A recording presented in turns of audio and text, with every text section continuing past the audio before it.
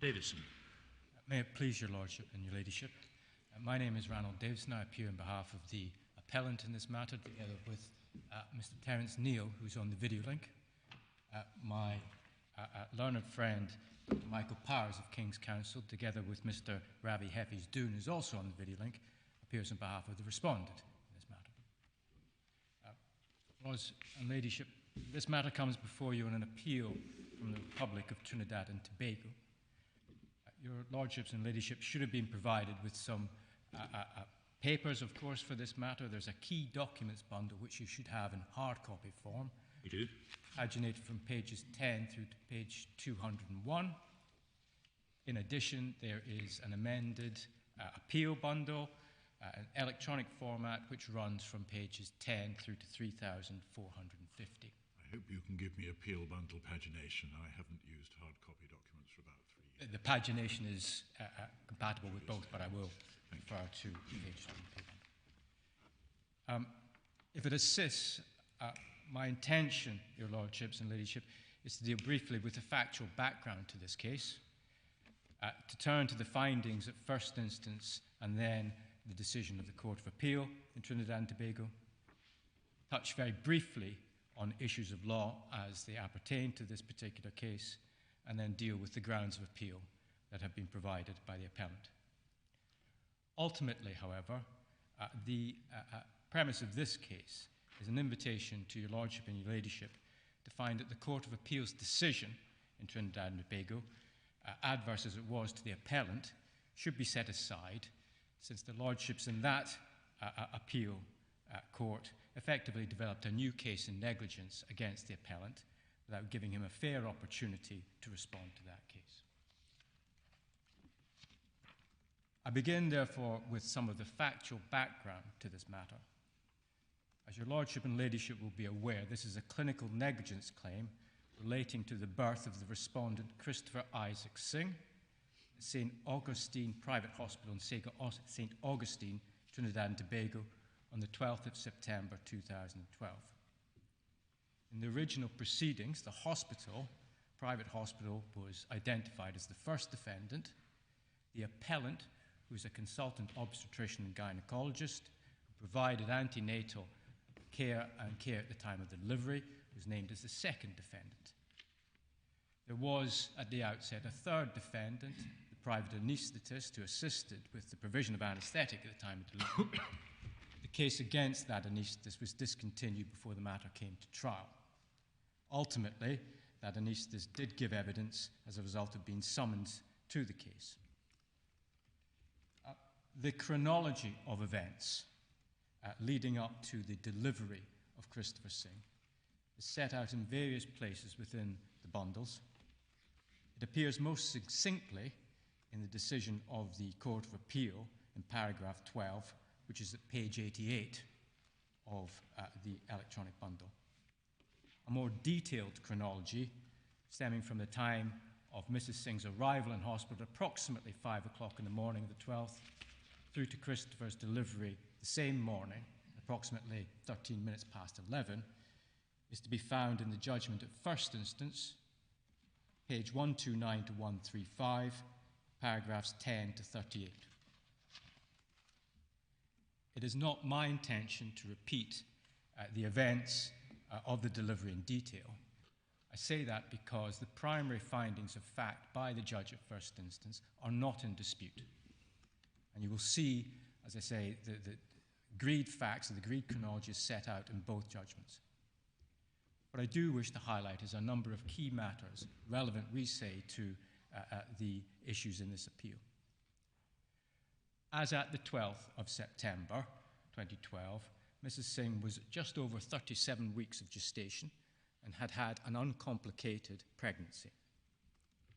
She was admitted to St. Augustine Hospital at approximately 5 o'clock in the morning in labour, and shortly after her admission, monitoring was commenced of the fetal heart rate using a CTG machine.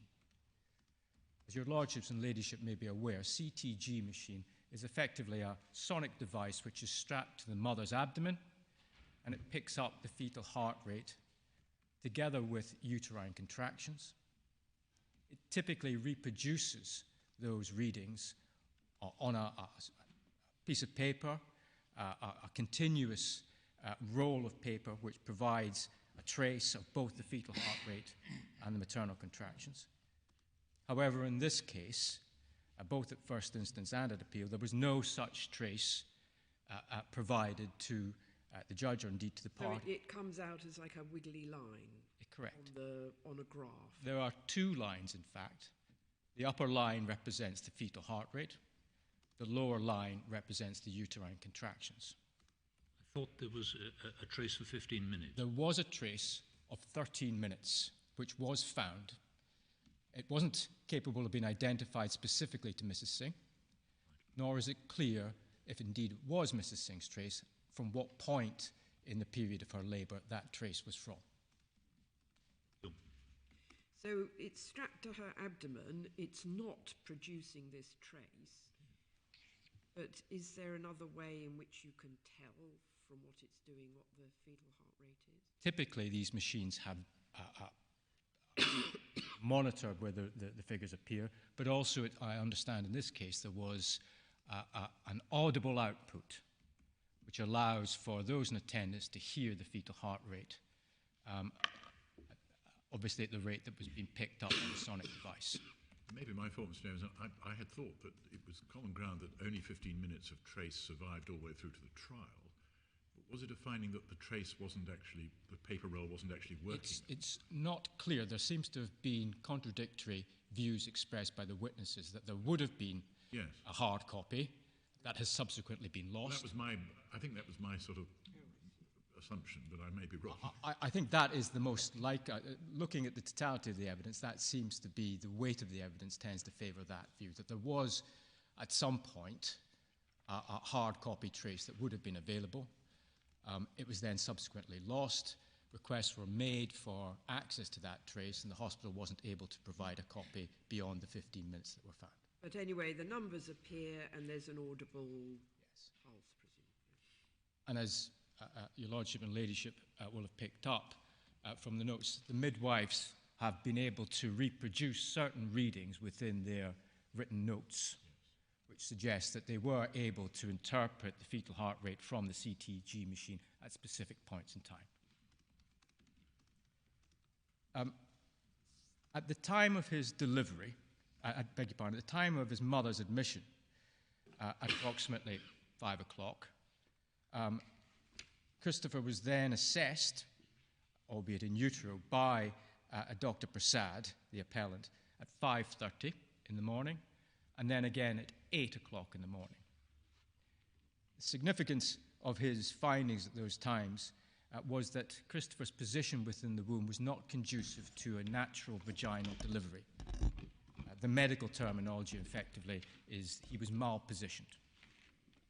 It is accepted that on both of those occasions, at 5:30 and again at 8 o'clock, a discussion was had with Mum that if Christopher's position did not change, there was the possibility that the delivery would need to take place by way of a caesarean section.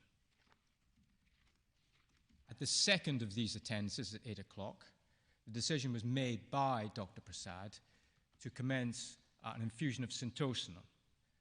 Syntocinon is a drug which augments the contractions of the uterus, and the thinking behind the commencement of that infusion was that by strengthening the contractions, the position within the womb of the fetus might be adjusted to allow for progress towards a natural delivery. Unfortunately, by the time of Dr Persad's return to the bedside at 9 o'clock, there had been no change in the fetal position. There was, at that point, an attempt or a consideration as to whether the head might be rotated using forceps. An attempt was made by Dr Persad to insert one of the blades of the forceps, but he was unable to do so. So at this point, at 9 o'clock, the decision was made to press on with the caesarean section delivery.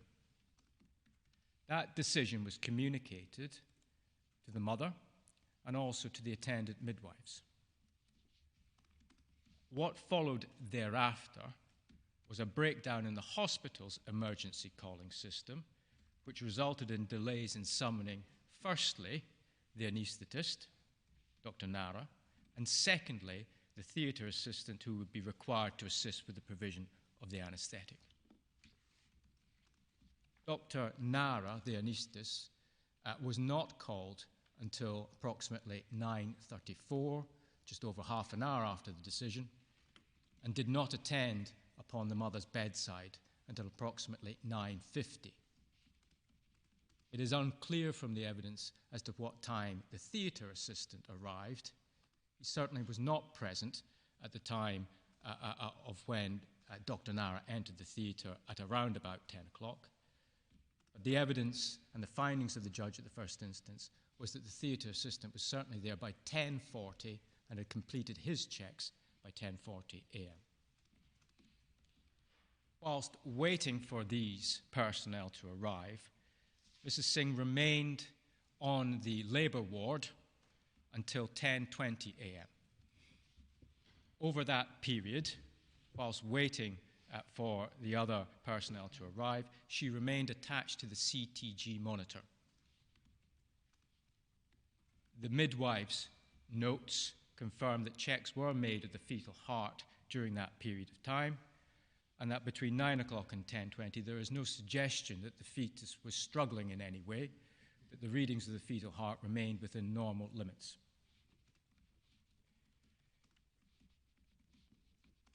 In the absence of maternal distress or fetal distress, the management plan was to conduct the caesarean section under a spinal anaesthetic, alternatively described as a regional anaesthetic rather than a general anaesthetic. The evidence before the court at first instance was that the thinking behind the use of a spinal anaesthetic is that it is generally thought to be safer to the mother, albeit typically it takes a longer time to set up. In this case, because the indication for the caesarean section was fetal malposition rather than fetal distress, it was thought that this justified the safer anaesthetic option. I should make it clear that there was, at this period before 10:20, there was a discussion as to whether a general anaesthetic might be administered due to a lack of the local anaesthetic drug required for the spinal anaesthetic. But a sample of that drug was made available, and so the plan to progress with the spinal anaesthetic was taken up. As I've said, Mrs. Singh was transferred to the operating theatre for her caesarean section approximately 10:20 hours. She was disconnected from the CTG machine and transferred through to the theatre. It is and was a finding of the court at first instance, reasserted by the Court of Appeal, that between 10:20, the time of her transfer to the theatre, and the time of Christopher's delivery at 11:13, there were no further recordings of the fetal heart rate. By 10:40, the theatre assistant had arrived, completed his checks. Thereafter, Dr Narra, the anaesthetist, attempted to administer the spinal anaesthetic, but struggled to do so. He required a number of attempts, and eventually the anaesthetic was cited following an intervention by Dr Persad, repositioning Mrs. Singh at the side of the theatre bed. The caesarean section itself commenced at approximately 11 o'clock, and Christopher was delivered at 11:13. It was immediately apparent that he was in a poor condition, and that despite resuscitation efforts by the attendant paediatrician, and thereafter further support in the local state hospital, he has gone on to suffer significant physical disability in the form of spastic quadriplegic cerebral palsy. I turn to the procedural history and the decisions at first instance and then on appeal. Proceedings were commenced in 2016. And the matter eventually came to trial on issues of breach of duty and causation in November of 2020. In the course of a 9-day hearing, Madam Justice Lambert Peterson heard evidence from 7 factual witnesses and 6 expert witnesses, including obstetric experts instructed on behalf of the claimant and each of the 2 defendants. The first instance decision is dated the 9th of May 2022, and appears within your papers at pages 127 to 201. In relation to that decision, dealing first of all with breach of duty, the judge found that the claimant's case against the hospital, the first defendant, was established in two respects. Firstly, there had been a failure on the part of the hospital to operate an efficient and clear emergency calling system so as to result in a delay in securing the attendance of the anaesthetist and the anaesthetic assistant. That finding appears at paragraph 108 of the judgment at page 171. The second finding of negligence against the first defendant, the hospital, arose from the failure on the part of the midwives, for whom the hospital was responsible, to adequately monitor the fetal heart rate after Mrs. Singh's transfer to theatre at 10:20. You will find the judge's decision on that issue at paragraphs 82 to 83 of her judgment at page 163 of the papers. In finding proved these allegations of negligence, the judge referred to various sections of the Standard Operating Procedures Manual produced by the Trinidad and Tobago Ministry of Health in June of 2011. A copy of that manual appears within the bundle, commences at page 1654. It was acknowledged by all of the parties to the trial that the manual applied both to public hospitals and to private institutions in Trinidad and Tobago at that time. If I may highlight certain pages within that document, page 1686 of the bundle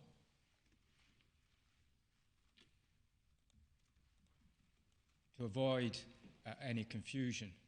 The page references appear at the foot of the page. It's obviously been the subject of pagination a number of times, but page references appear at the foot of the page with the suffix HB. This is a 1686 copy of the Operating Procedures Manual. This particular section deals with caesarean sections, and as your Lordship and Ladyship will note, it provides a series of requirements or demands, firstly upon the obstetrician. 7.2, communicate with the anaesthetist and theatre staff on the need for surgical intervention. In the absence of an indication for general anaesthesia, recommend spinal or regional anaesthesia. Over the page, one sees a list of the requirements upon the midwifery staff. Highlight in particular paragraph 719, monitor and record fetal heart rate, rhythm, and well-being. The other part of that manual I'd wish to take the court to at this stage is if one moves on to page 1713, and this sets out, it deals essentially with the recording of various indices. But at 1713, one sees the fetal heart rate. During the first stage, the fetal heart rate is recorded every half hour. During the second stage of labour, second stage being after mum has reached full dilatation up to the time of delivery, the fetal heart rate is recorded every 5 minutes if the fetus is not continuously monitored. These, as I say, were the guidelines provided to staff, both midwives and obstetricians, by the state, Trinidad and Tobago, at the time of the events in question. In relation, I go back to the decision at first instance, but in relation to breach of duty on the part of Dr Persad, the named second defendant, the judge's findings are set out between paragraphs 125 and 177. Within the bundle, those paragraphs appear at page 176 to 192.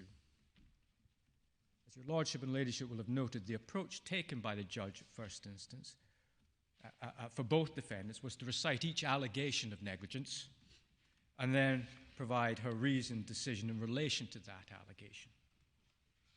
In each instance, the court found that as against Dr Persad, the claimant's case in negligence was not made out. As to causation, the court's conclusion appears at paragraphs 194 to 196, at page 196 of the bundle. Looking at those paragraphs,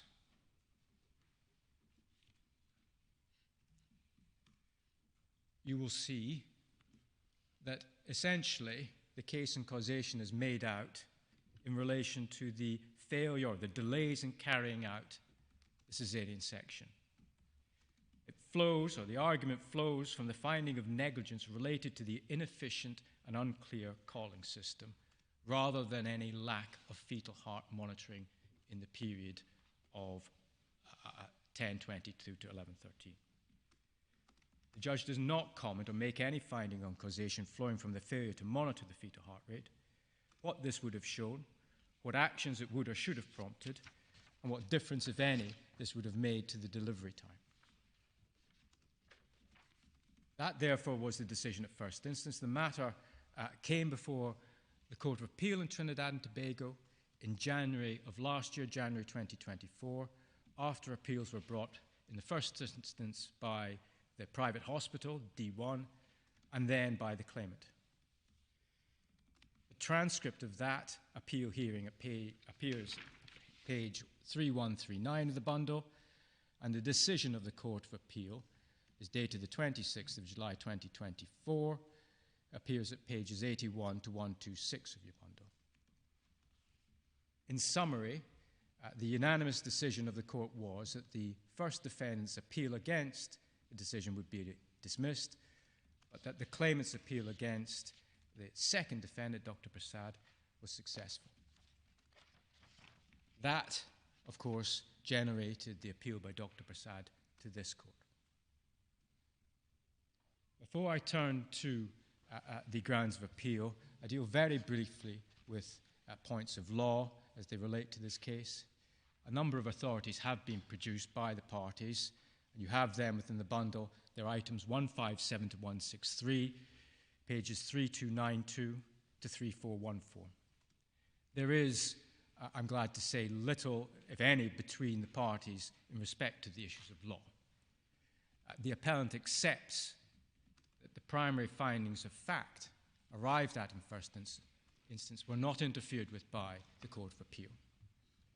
Indeed, the Court of Appeal makes it clear at paragraph 106 of its decision, your bundle, page 121, that it does not seek to challenge or review any of the findings of primary fact. Rather, their lordships in the Court of Appeal looked at the inferences and conclusions which had been drawn by the judge at first instance. Insofar as an appellate court is entitled to review findings of inference, then I refer your lordships and ladyship only to one passage within the authorities.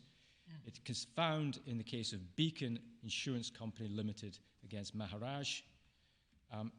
That case is to be found commencing at 3292. The passage of relevance is at page 330. It's paragraph 17. I beg your pardon. What page? Page, what page again? 3300. 3,300. Right. I beg your pardon. Paragraph. Paragraph 17. Yes. Where a judge draws inferences from his findings of primary fact, which have been dependent on his assessment of the credibility or reliability of witnesses given oral evidence, and of the weight to be attached to their evidence, an appellate court may have to be similarly cautious in its approach to his findings of such secondary facts and his evaluation of the evidence as a whole. I accept entirely that if one goes on, it is recognized that this is something of a sliding scale.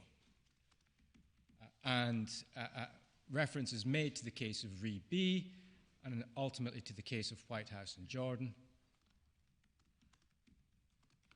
recognizing there that there may be differences depending upon the actual circumstances of the case as to the entitlement of an appeal court to review and overturn, essentially, inferences which have been drawn from primary facts. one of the factors to take into account will be the extent to which there's a disagreement as to primary facts. Exactly. Yes. That is the only point of law that I would seek to take this court to. I turn now to the grounds of appeal.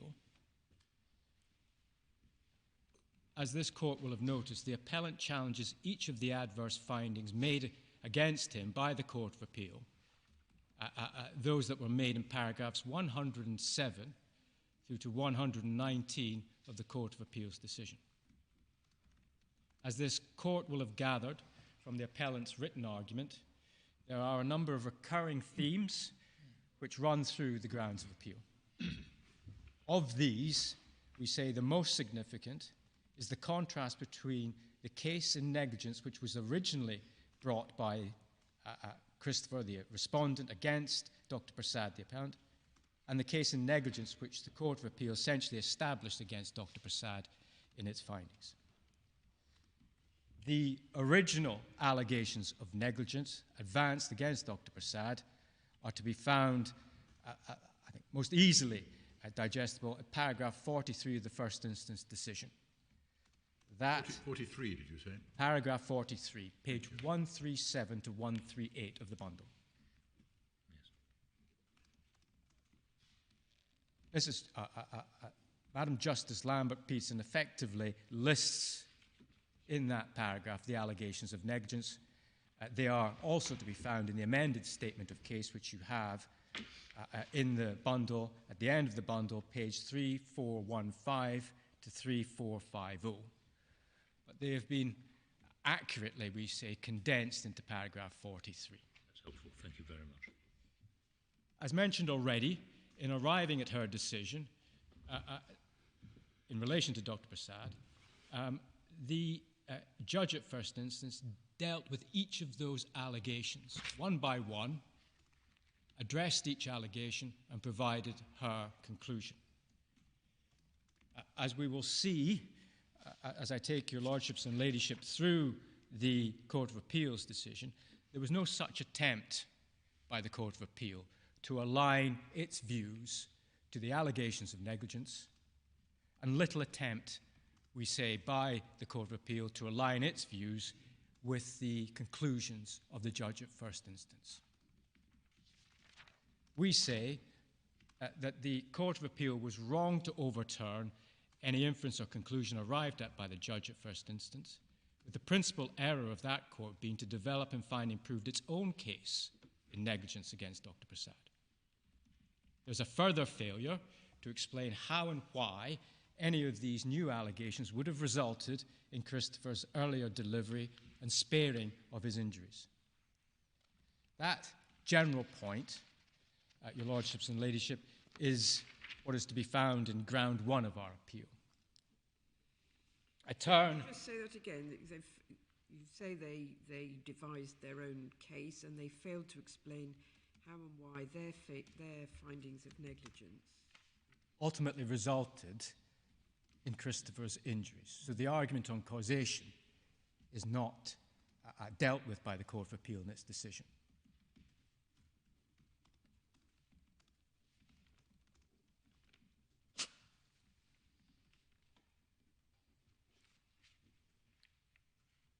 Ground two of the grounds of appeal focuses on the conclusion arrived at by the Court of Appeal in paragraph 107 of their determination at page 121 into 122. And if I could ask this court to turn to that paragraph. Sorry, paragraph? Page number is 121, foot of page 121, paragraph 107.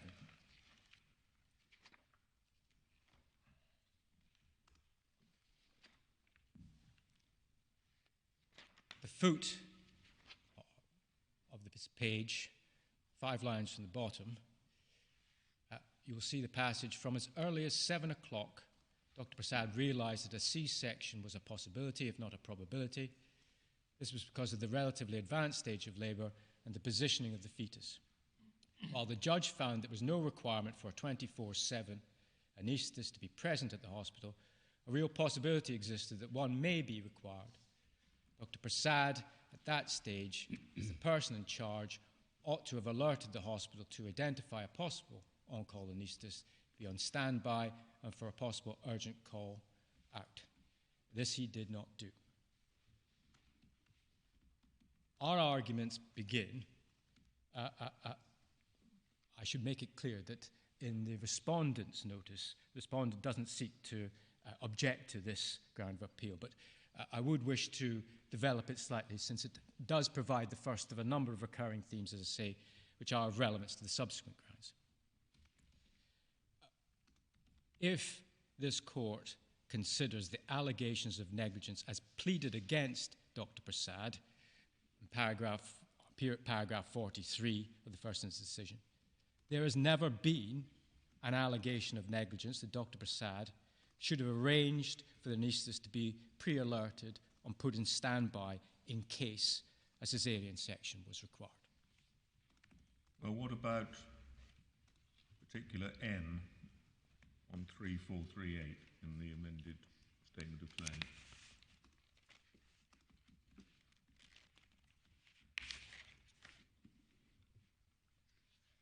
I'm just going, this is within the statement of claim itself. Yes. Sorry, what was the page again? 3438. Thank you.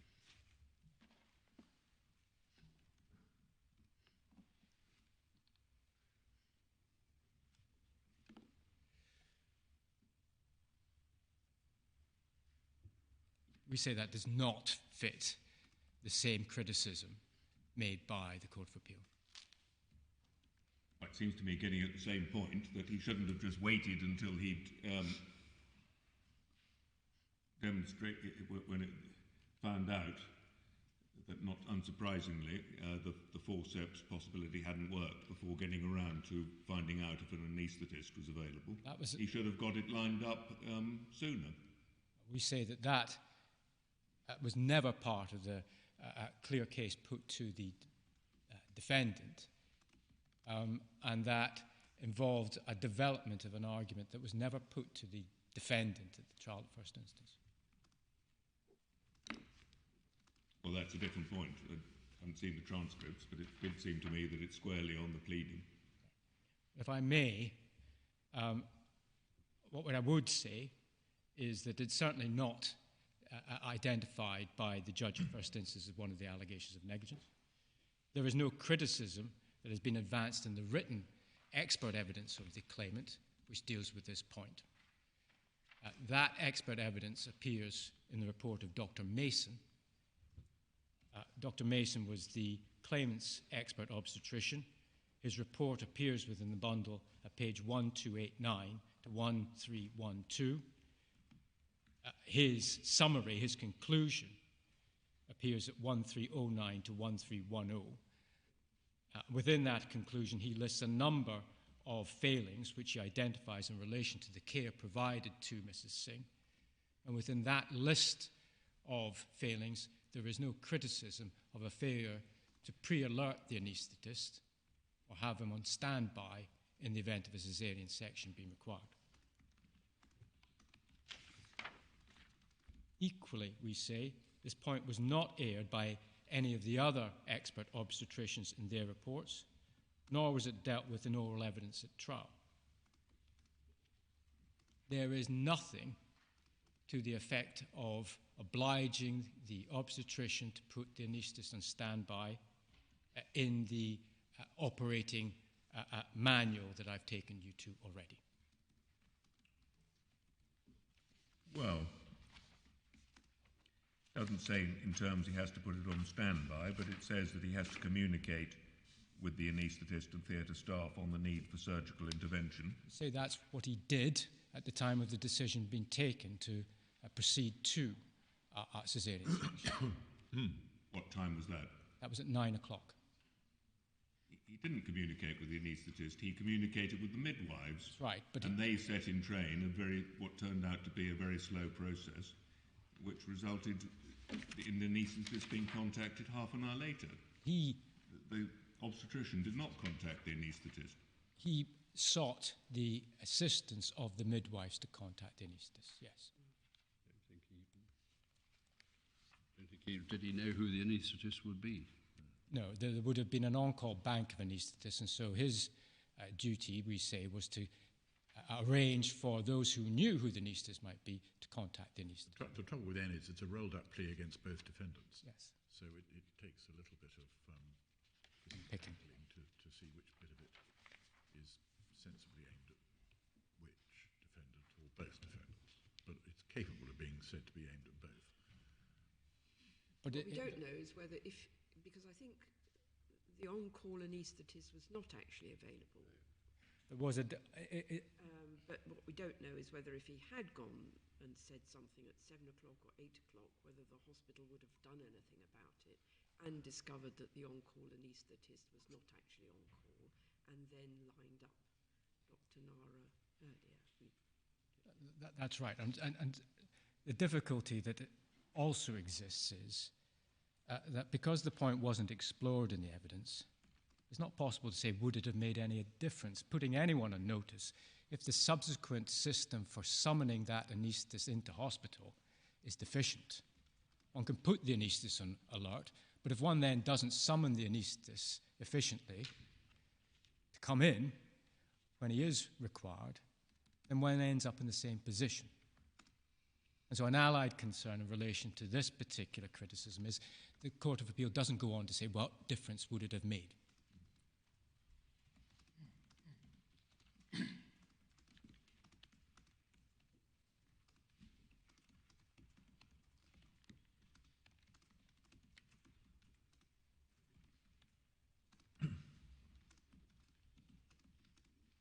Turn to the next paragraph of the decision, paragraph 108 on page 122 of the bundle. This is your ground 3? This is ground 3, yes.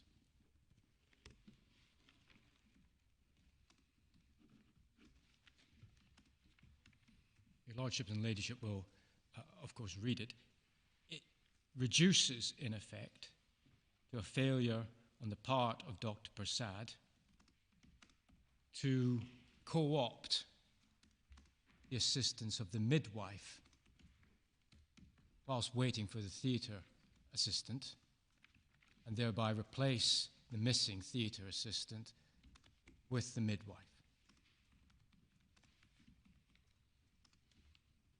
And that would be to help with the spinal injection.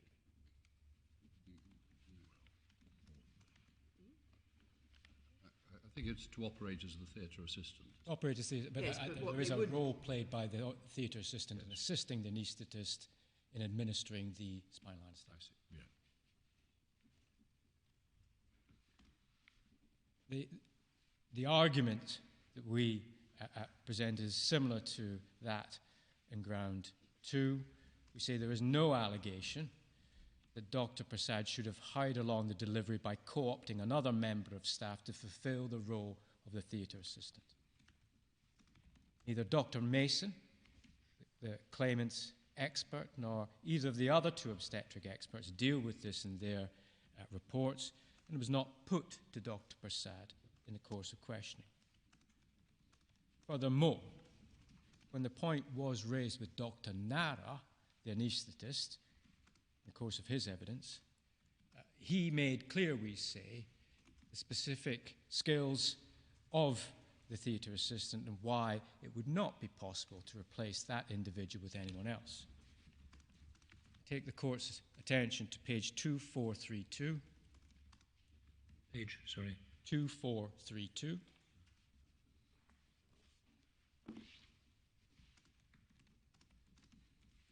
This is the cross-examination of Dr Narra. In the middle of that page, line 23, now listen to the question. Bear with us a moment.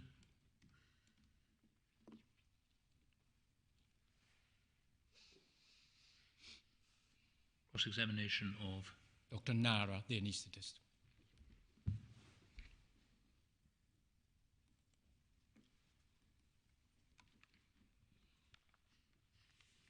Line 27. Yes.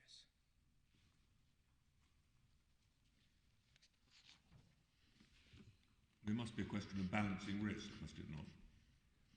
If things became sufficiently urgent, you don't just say, I can't do anything because I haven't got an assistant. Yes. You get on with it. Yes. So But if you don't believe there is a need for urgency, then you can properly wait. where do you say that Dr Narra is saying that you couldn't use the midwife because the theatre assistant has special skills? Or what is the point that you were... He touches upon this here, talks reference to if I need a specific thing, that person should be able to go and pick it up in less than a minute. I don't want somebody to wait for 50 minutes and looking around for this thing because with spinal, and then he's interrupted. It is also to be found on the subsequent page. 2432.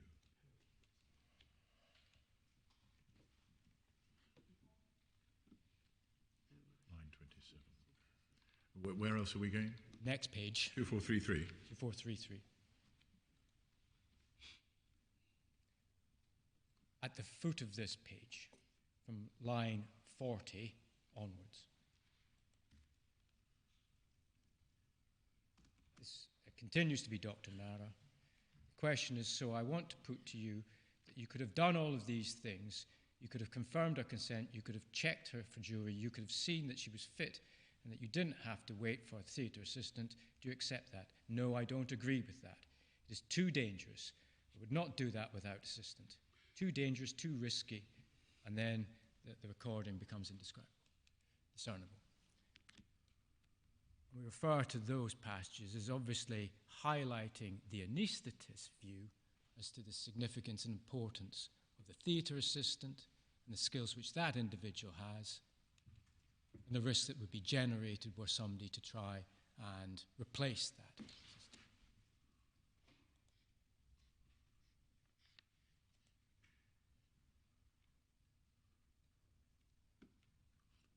That answer was tested quite rigorously in the next sort of dozen or so lines. Yes. But then he does say he could have got some, or he could have done all that checking without it.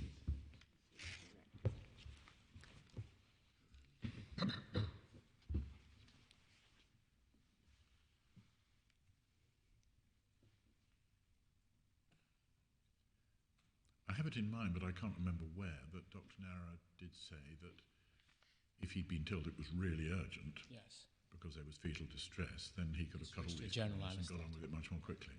I will come to that. Thank you. Of course.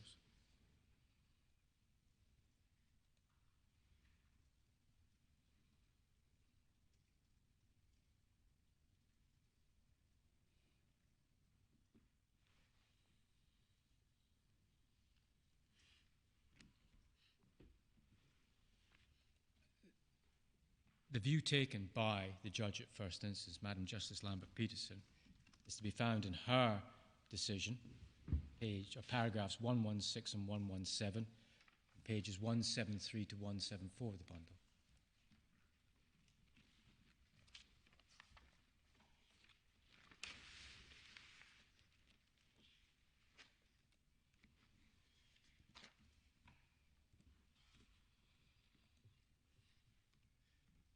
In 116, she says, the provision of the medical services was delayed on the morning of the 9th of September. The operating theatre was not adequately staffed. The theatre assistant was not available in a timely manner to provide timely support and assistance to the medical team. Goes on, Dr Narra explained that to proceed without a theatre assistant present is a risk to the patient. The theatre assistant would normally receive the patient in the operating theatre and conduct a pre-operative check.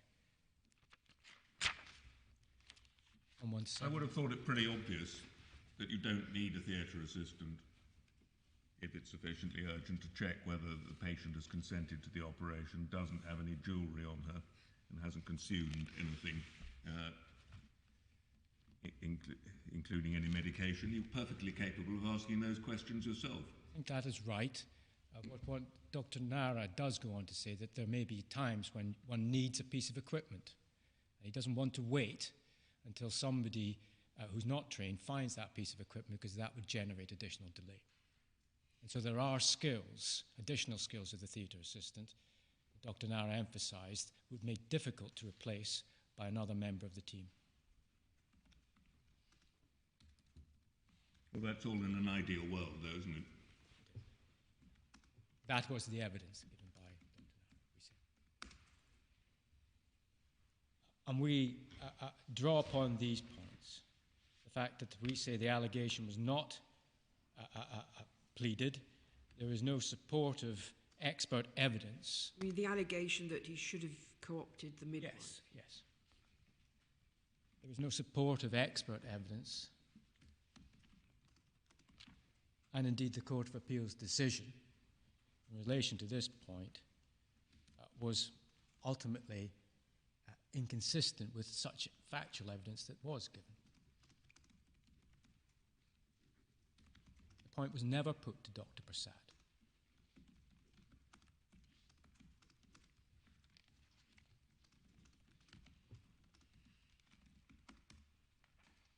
Why do you say it's inconsistent with what was pleaded?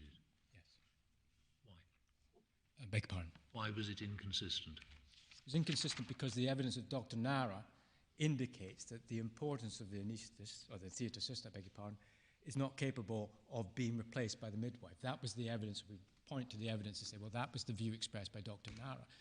The Court of Appeal doesn't say, well, the judge at first instance was wrong to find that.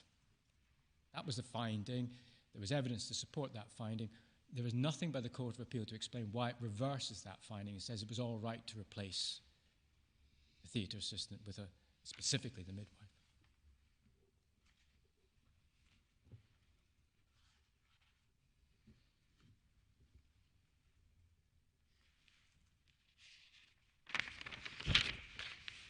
Move to ground 4.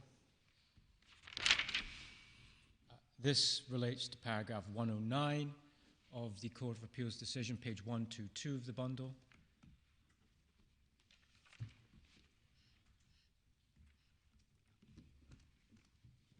A brief paragraph. The next period of delay occurred in the operating theatre. Dr. Persad ought to have been present there throughout to ensure delivery with dispatch in light of the already significant delay in getting to the operating theatre. He was not present throughout. We accept, as a matter of fact, that Dr. Persad did not remain with Mum, Mrs. Singh, for the entirety of the period that she was in the Sorry, you accept that? Accept that Dr. Persad was not present in theatre for the entirety of the period after Mum arrived in theatre. Well, what are the actual findings as to the period of absence? Are there any? None. No. The allegation was put that he was absent for 15 minutes. Yes. But there's no finding about what time, the time when he was present It is or absent? clear that he came back in after a period of absence at approximately 10:50 to assist with the positioning of Mum to allow the spinal anaesthetic to be administered. And when there's no finding about what time he left before he returned at that time at 10:50? I stand to be corrected by my learned friend.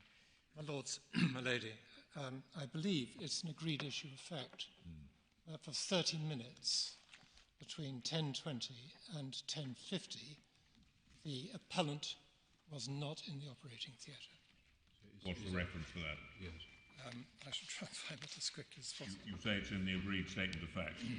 I believe it to be.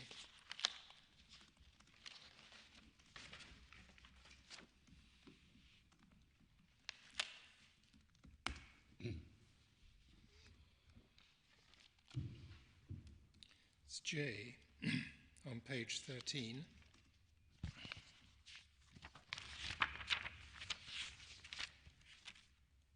Well, that doesn't have 30 minutes in it. Well, It just has the time that we were just told that when you return. It has the point of return. I'm sorry, I shall have to address that in my submissions, and I apologise for stating specifically that it was agreed. Dr. Persad's written evidence as to his presence and absence is to be found at paragraph 36 of his statement at page 1855. He also gave evidence on the point.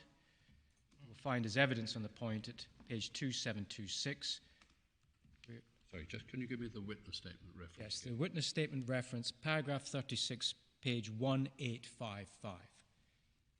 Thank you. And then, sorry, I interrupted you. 2726. 2726. That's his evidence. Yes. And what was his evidence about when he left? He says he was back and forth to try and get things going.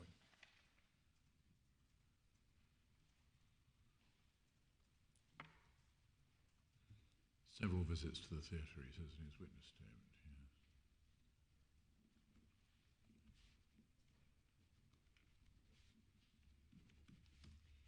Was his evidence that he knew that there was no fetal monitoring going on, or his evidence? This is a key point in yes, the...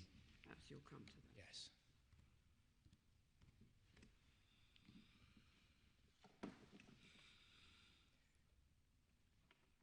We accept, in addition to the concession that he was not there throughout, we accept too that in this instance there is a corresponding allegation of negligence.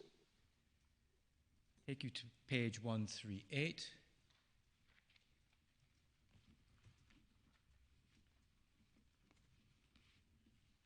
Allegation I. Essentially a failure to be present in the operating theatre for approximately 15 minutes while the anaesthetist sought to administer the anaesthesia.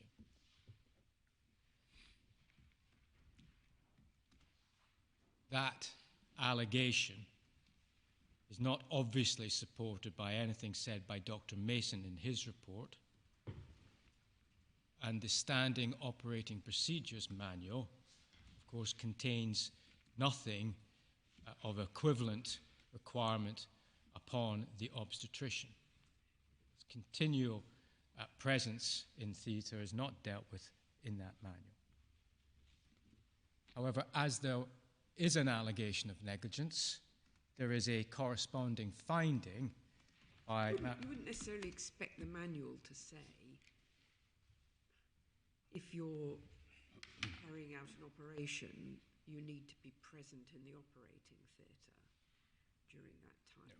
I accept that. You can't... It won't deal with that level of granularity of detail, I accept that. But there is nothing there, and so it's certainly nothing that can be drawn from that document to support the allegation. But you're going to take it to the judge's finding. The judge's finding is at page 192, paragraph 175.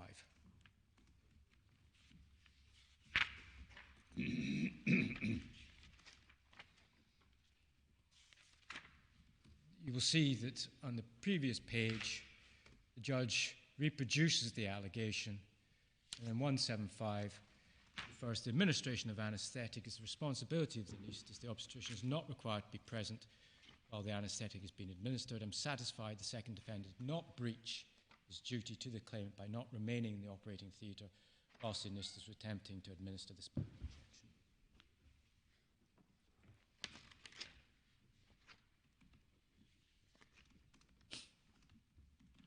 The Court of Appeal, we say, does provide no attempt to explain why this conclusion was wrong or plainly wrong. Does not seek to explain why it has arrived at a contrary opinion. And we say it was wrong to reverse the reasoned finding of the judge at first instance without so doing. Excuse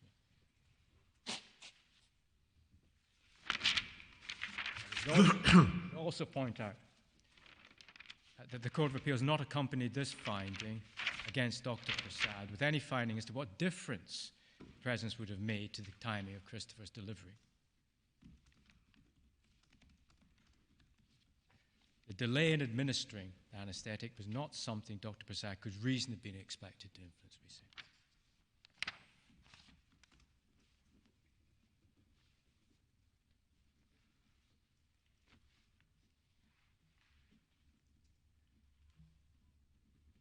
I move to ground 5 of the grounds of appeal. This relates to paragraph 110 of the Court of Appeal's decision. You'll find that page, or that paragraph at page 122.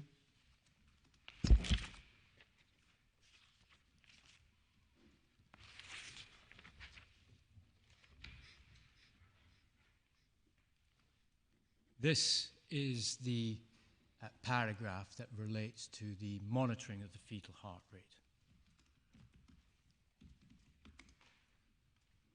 The Court of Appeal says he, Dr Persad, knew or ought to have known that no monitoring of the fetal heart rate was being undertaken in the operating theatre, which at that second stage of labour ought to have been continuous and recorded every 5 minutes. I've taken your Lordships and Ladyship to the passage within the Standard Operating Procedures Manual that identifies that being the expectation, second stage, as to how frequent the monitoring should take place. Is there a finding or evidence about when the second stage of labour probably began? No. The evidence was that in order to develop the injuries that Christopher did, he would have been exposed to a period of not less than 60 minutes of chronic partial hypoxia. I'm sure my learned friend will point to the fact that if the fetal heart rate was normal up until 10:20 and the delivery was at 11:13, allowing for a period of resuscitation, the period of distress was likely to have been in that hour from the time of transfer up until the time slightly beyond delivery, by which time the attempts at resuscitation could reverse any hypoxia. So if the delivery was at 11:13, Yes. he wasn't getting oxygen immediately he was born, he wasn't. No. So there was so that 60 minutes of chronic hypoxia may include some time after he was born. Yes. So sorry, just say again you're working back from then that you just said. So the period of distress must have been... The likely period of distress was in the 60 minutes up until the time of resuscitation, which would approximately fit with the period of time after the transfer to the labour or the theatre at 10:20. So when was the full dilation, which is when the second stage begins, does it?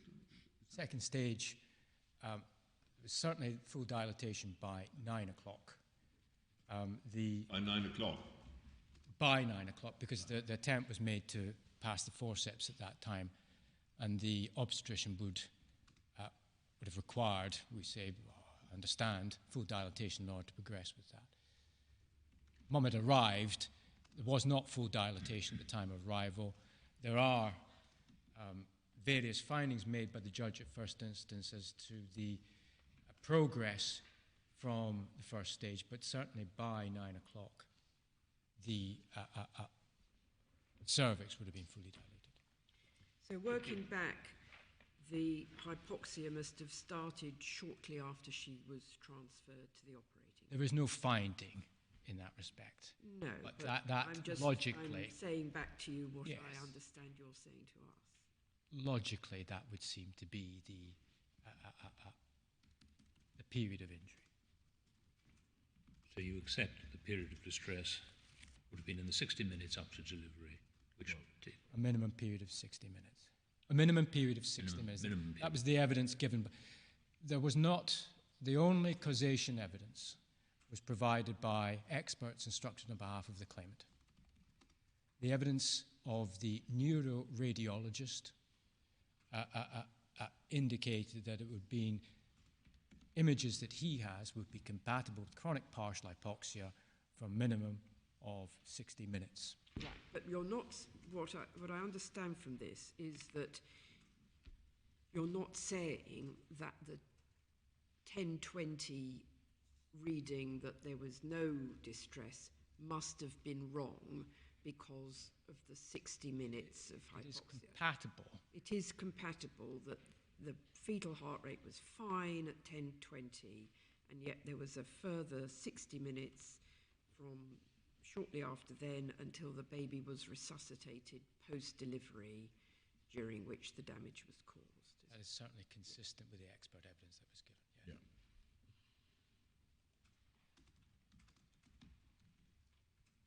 And there was no monitoring of fetal heart rate during that period? No monitoring in that period.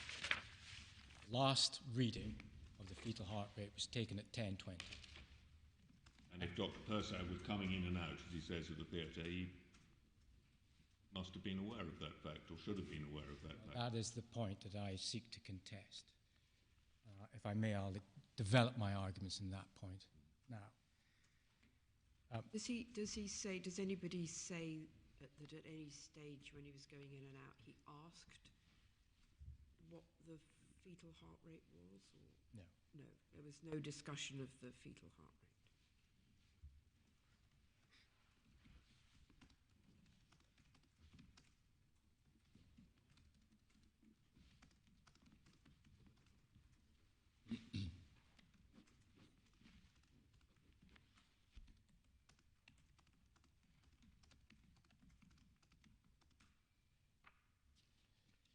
So he says, I assume that they were doing their job and that they would have told me if there was a problem with the fetal heart rate.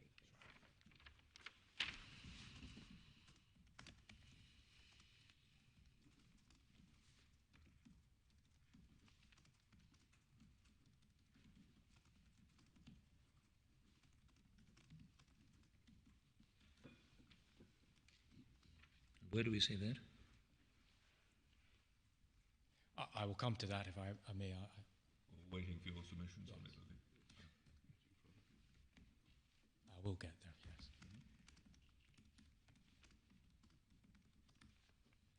The undisputed evidence at the trial was that the onus of monitoring the fetal heart rate rested with the hospital's midwives.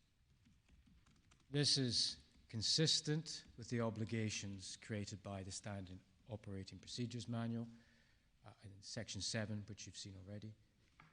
It was accepted by the midwives themselves in their oral evidence. I refer you to pages 2587 and 2613.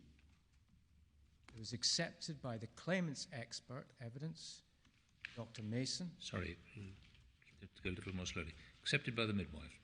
Accepted by both of the midwives who were called to give evidence.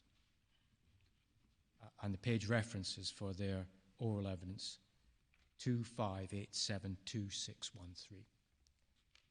It was accepted by Dr. Mason, the obstetric expert called on behalf of the claimant, in his evidence, page 2174. And it was accepted in the expert evidence of the co-defendant's expert. To avoid confusion, this is Dr. Hermit Persad. Dr. Hermit Persad was the expert and called on behalf of the hospital. His evidence on the point, 2455. The unanimous view was that the onus rested with the midwives to monitor the fetal heart rate throughout, including this period of time. This period of time, second stage, the monitoring was to either be continuous or at 5-minute intervals. The continuous monitoring with the CTG had been discontinued. We submit that it was unlikely to be restarted because it involves placing a device over the mother's abdomen, which was planned to be obviously in size for the the cesarean section, and so the fallback being the 5-minute monitoring, auscultation. Having heard all of that evidence, unsurprising that the judge at first instance, Madam Justice Lambert-Peterson, also concluded in her decision that the responsibility for the monitoring rested with the midwives. You will find her views on that point, paragraphs 82 to 83 of her decision, page 163.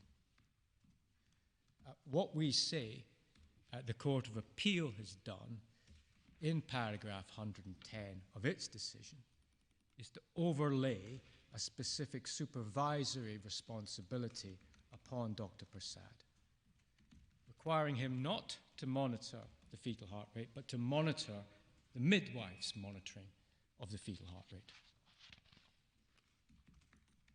Again, we would submit that there is nothing in the list of allegations of negligence as against Dr. Persad which imposes upon him or seeks to criticize him for failing to fulfill a supervisory role upon other members of staff. No criticism of a lack of supervision is to be found in Dr. Mason's expert evidence. But is that really the allegation? Isn't the allegation rather that if you are an obstetrician and you're in the course of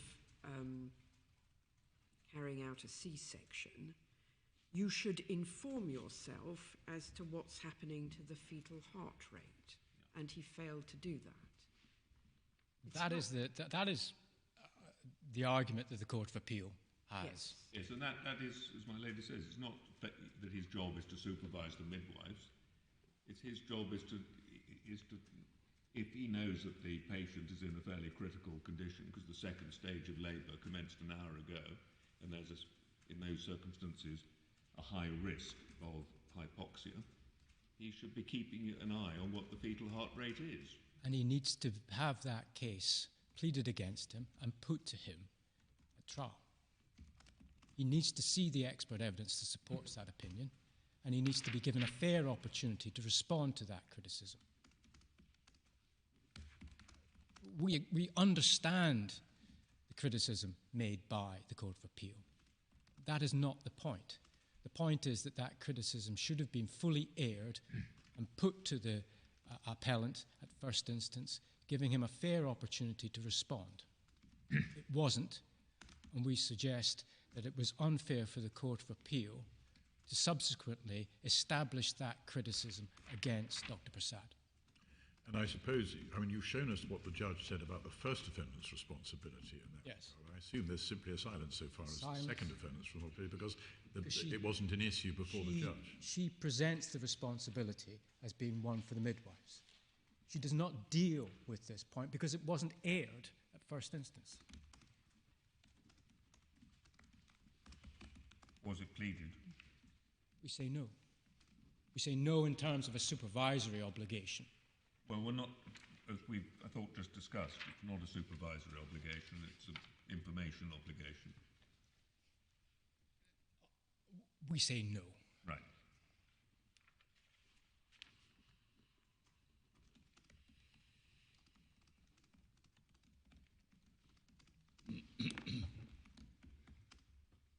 This supervisory duty, this duty to monitor the fetal heart rate.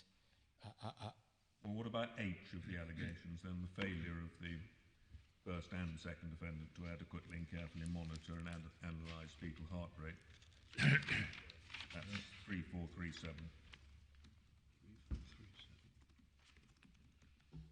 It needs to be clearer than that if the allegation is to be made that there was a failure on the part of the obstetrician to monitor the monitoring of the fetal heart rate.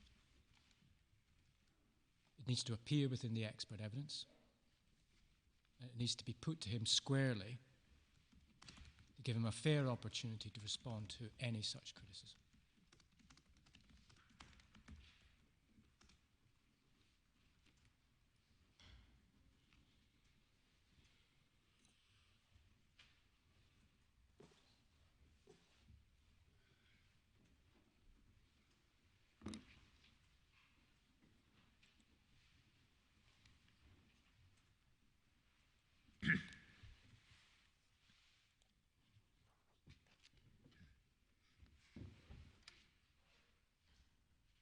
It's not really a contested fact, is it, that Dr. Persad didn't himself check on the fetal heart rate during that period? What your main point really is that the thing was never fought out between the experts as to whether he should have. Yes. And it's the extent of the supervisory duty as well. Was he to monitor the monitoring continuously? Because, as I will come to, this is a very time-sensitive issue. We've already established that it was 60 minutes for the injury. This is effectively the 60 minutes after the transfer to theatre. Was he to check on the midwives? For each occasion they were due to check. Well, the question more is, when he comes into the operating theatre, should he have said, how's the fetus doing? What's its heart rate? And then he would have been told, we have no idea, we're not monitoring the heart rate, And then might he be under a duty to say, well, I need to know that. Can you please get out your stethoscope and tell me what the fetal heart rate is? Yes. That's the question of whether that ought to have happened or that presumably didn't happen. And the question is, was that negligent on his part? Or you would say, well, it should have been put to him. Should have been put to him. And I will go on to make the further point. It needs to be explored what difference that would have made. Because this is a time-critical issue. If the obligation upon the the obligation upon the obstetrician is to check after 10 minutes, after 15, after 20 minutes, what does that then mean, consequently, in terms of the finding of the fetal heart rate and the response time? Would this have led to an earlier delivery? What is the extent of his obligation is to be determined first. But there is also a second question. If that he failed to comply with that obligation, would it have expedited the delivery? And that wasn't explored in the evidence as well.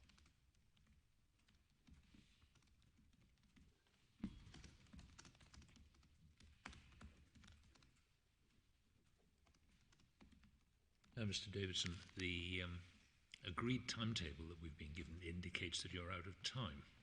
But it occurs to me that you've got a little way to go. I mentioned already, I think this is the ground of appeal that has generated the greatest response from the respondent, and therefore, once I've completed my submissions in relation to this, I think the remaining grounds of appeal are likely just to simply reproduce the similar arguments, and I can move at greater speed through those. Yes. I mean, you've got a little time for reply. We probably started a few minutes late. Are you willing to sit in there?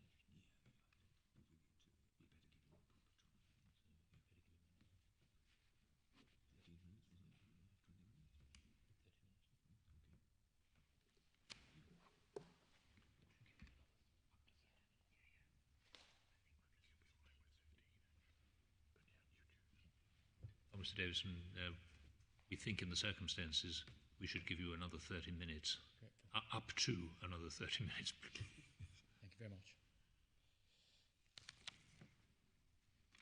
So your point is that there were two issues, the extent of the obligation and the causation issue as to whether it would have resulted in faster delivery, and neither of those was examined. If I may draw perhaps upon some of the time I have for reply, I would like to just anticipate a point from the respondent, which is the evidence of Dr Persad, which appears in the bundle at 2834.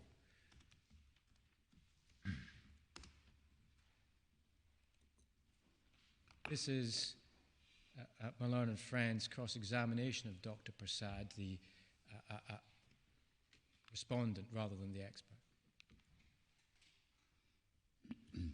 And one sees from line 10, I can take these points. My first is to suggest to you that you had an overall responsibility to ensure the monitoring of the fetus during the labour was carried out. Proper, do you accept this was your overall responsibility? No, that's the responsibility of the midwives. Questioning continues. Do you accept that in the absence of a written and oral protocol for the midwives, which Dr Udit has said is the case, that this was your responsibility to direct the midwives to do what you wanted them to do, and that is correct. And they were doing what I wanted them to do, and that making sure that they monitor the patient, wanted the patient to be monitored correct. Now, the first point, of course, is that in his initial response, Dr Persad emphasizes the responsibility resting with the midwives. The second question, which I've recited, is, we say, based on a rather false premise, since it refers to the absence of a written or oral protocol. There was a standing procedure manual which put the onus on the midwives. And so the response has to be seen in that respect. But it is not specifically put to Dr Persad that he failed in any duty to supervise the midwives. We say that needed to be put to him squarely, and it wasn't. They are also the... But do you accept that it was put to him, that he should have ensured that he had information available to him about the fetal heart rate? It's his responsibility to task the midwives and ensure that they, to provide them with the monitoring or the instructions in relation to the monitoring he wished to be carried out.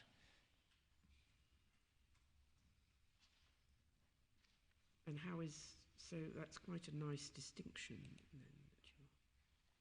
Anyway, I think we've got your point. It's not put to him here that he should have asked what the fetal heart rate was. Exactly.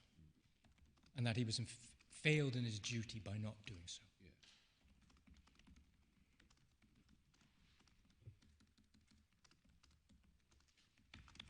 Yeah. And also of relevance to this point, 2761.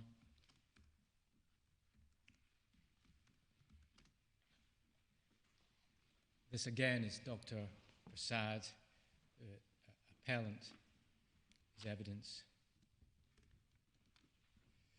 Question, I think again put by my learned friend, line 7.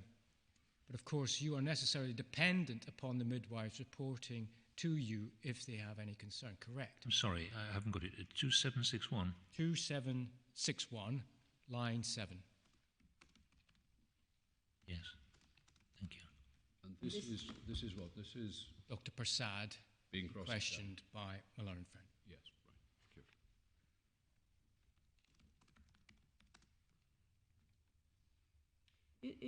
In the trial, is there examination in chief, or does the witness statement stand for examination in chief? There is a brief examination in chief.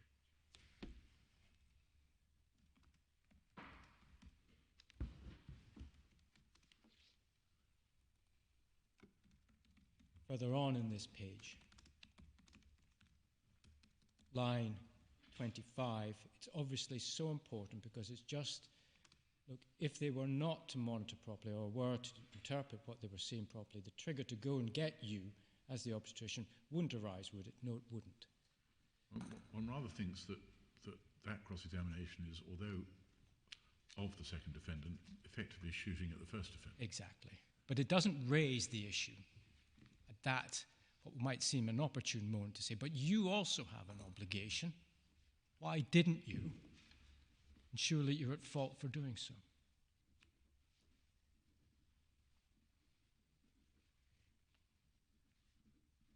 As this court has picked up, the absence of any comment by Madam Justice Lambert-Peterson, we say evidence is the lack of discussion of this point at first instance. The argument that Dr. Persad failed in his duty of care to Christopher through deficiencies in the supervision, we say, was not put to him, was not addressed adequately as part of the claimant's case at first instance. It germinates, we accept, from a point made by Dr. Hermit Persad in his report, which was acknowledged, page 178.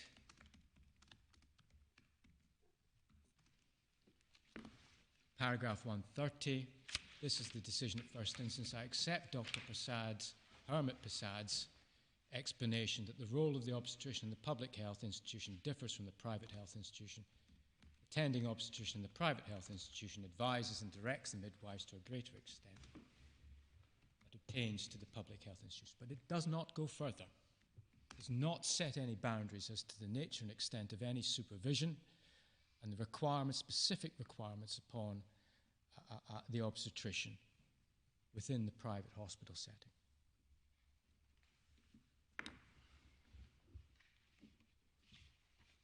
If I may also address the second point, which is the lack of any...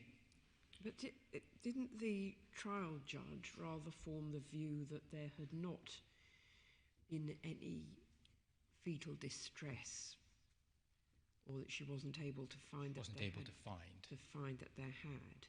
This is the lacuna in the case of causation, which stems from the lack of monitoring.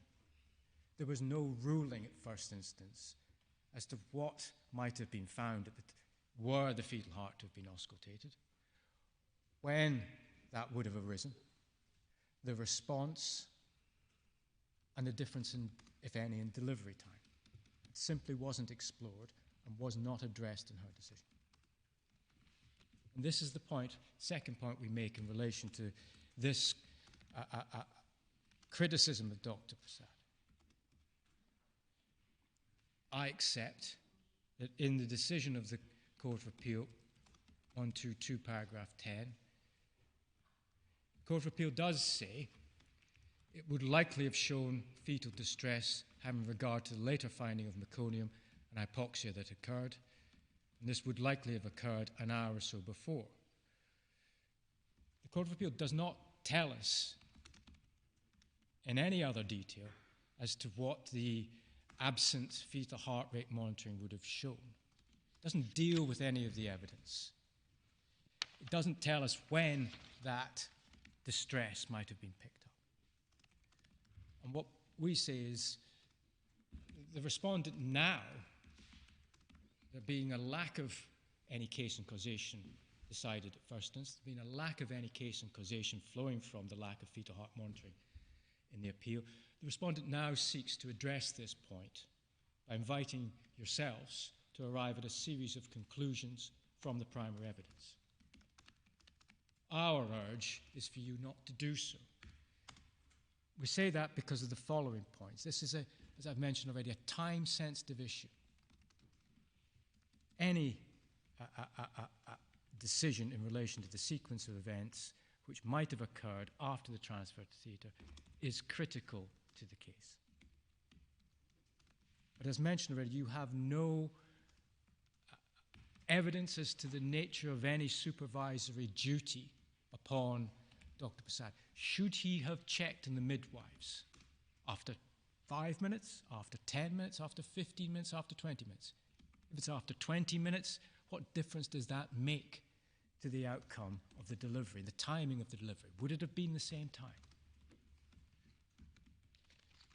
The Court of Appeals, we've acknowledged, suggests that any auscultation would have revealed fetal hypoxia. My learned friend refers to the report of Dr. Persad, or the evidence of Dr. Persad, the expert for the co-defendant, at 2528. But I would invite you to also have regard to the evidence of the claimant's own expert, Dr. Mason, 2154.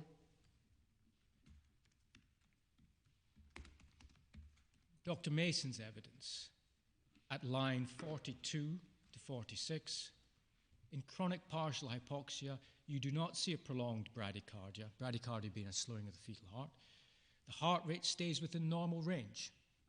Sorry, just forgive me, what line were you on? This is 42 on page 2154. 42, thank you.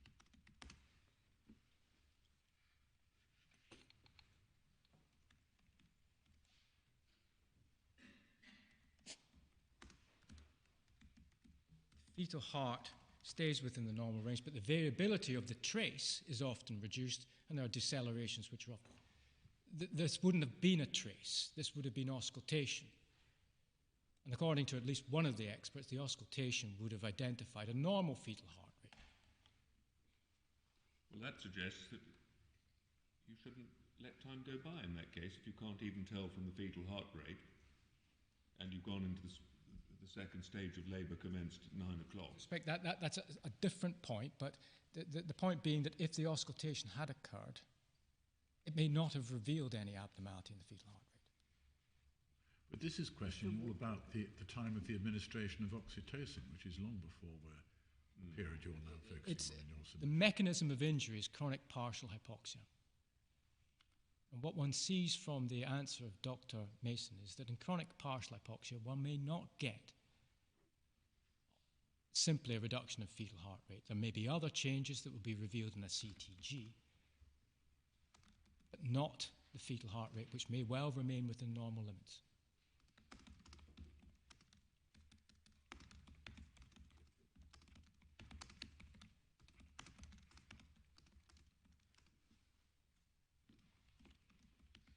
Other indications which could be identified by how? be identified if the CTG trace was running by other factors on the CTG. Yes, but presumably no woman has a CTG attached to her stomach when she's, but presumably there is usually some kind of monitoring going on. I mean, everybody seems to accept that it was, well, the finding of negligence against the hospital is based on the assumption that there should have been fetal heart rate monitoring going on. Yes. 5-minute auscultation. What's that? It's when one listens to the abdomen. Is often with a form of stethoscope. One places it against the mother's. So it seems to be assumed that that would have told something useful. The fetal heart rate. One can hear in much the same way as when a doctor listens to an adult. But if you're saying, well, fetal heart rate isn't, it might still be within a normal range, but there might be chronic hypoxia going on. Well, how do you tell whether chronic hypoxia is going on? It is difficult in these circumstances. Yes, well, how do they usually do it? There may be, as was indicated in this case at the time of delivery, there was passage of meconium, but there was no passage of meconium recorded at the time until... That's at delivery. I mean, that was at delivery. But there had been no meconium passage or any suggestion of passing of meconium prior to delivery. Well, the logical inference must be that you don't allow an hour to pass after getting somebody ready for the operation before you carry it out, and you make sure that that time does not elapse. That's still the argument that wasn't put to the... Absolutely. Can you help me with bradycardia, please? Is it reduction in fetal... It's the reduction of the rate. So slowing, yes. Thank you. So normal fetal heart rate was the topic of discussion at trial.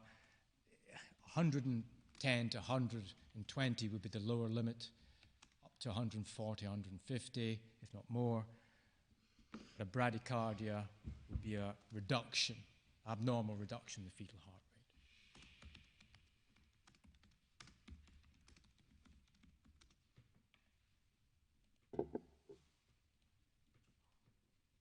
We emphasize as well that even if fetal heart rate was assessed and was found to be low, there's nothing in the evidence that says, well, how long do you wait?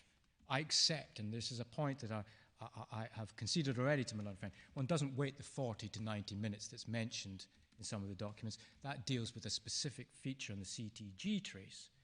One would not wait for bradycardia that long to be present before expediting delivery. But there's a lacuna in the evidence to say, well, how long does one wait? If one gets one reading of the fetal heart rate, which is low, what do you do? Do you recheck it? Do you recheck it after a period of time? Do you move the mother to see whether or not there is something that can be done to restore the fetal heart rate? There's simply nothing that plots the timeline from any alleged breach of duty on the part of Dr Persad that says he should have picked up on this at time A. That would have led to a consequence at time B, and so on, taking it through to the time of delivery. Now, my learned friend will point you to, I'm sure, his written submissions, paragraph 31, that there are timelines for crash deliveries, as they're called, from the point of deciding fetal distress through to the time of delivery. But these points weren't explored in any detail in the evidence. No consideration was given, for instance, well, if the point at which fetal distress became known was after the spinal anaesthetic had been commenced, does one persist with the spinal anaesthetic, given that it's been commenced? Does one say, well, look, at this point, we're beyond the point of no return for the spinal anaesthetic, we persist with this? Even if there was a transition to general anaesthetic, does the time required to complete that delivery, 15 to 30 minutes, mean that the delivery, in fact, would have been any earlier? And what is it that causes the deprivation of oxygen? Is it because of how the baby was positioned in the womb, or what is it? I think it can be multifactorial. I don't think the matter was assessed in any detail as to the precise cause of Christopher's hypoxia. I'm afraid I can't assist on that particular point. There certainly wasn't any major hemorrhage or obvious change in maternal condition that would explain why it was that Christopher suffered his injuries.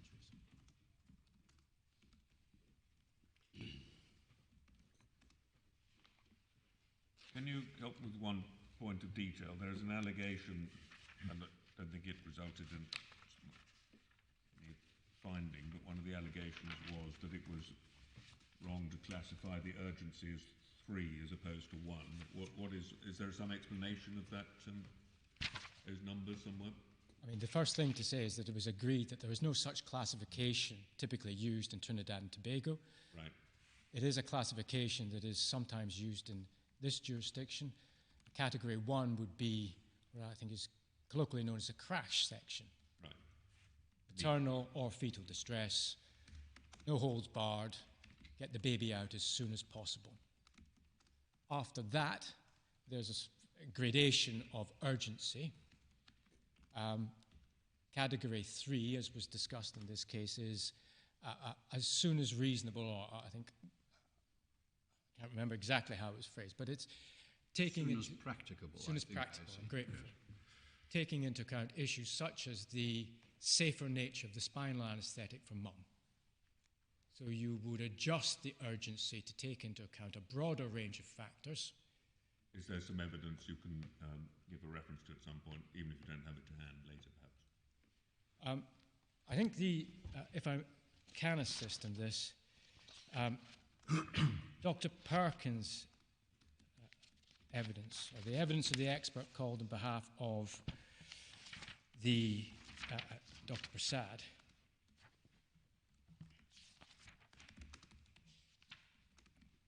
if I can come to that, I'll no, that's right. I think I've come to my end of my points in relation to this ground 5.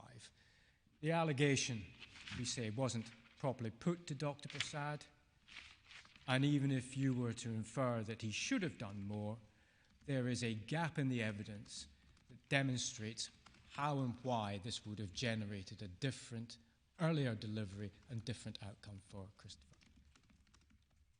These points needed to be adequately dealt with at first instance, and it would be improper, or was improper for the Court of Appeal to arrive at the conclusion it did without supplementing its criticism of Dr Persad with a case on causation.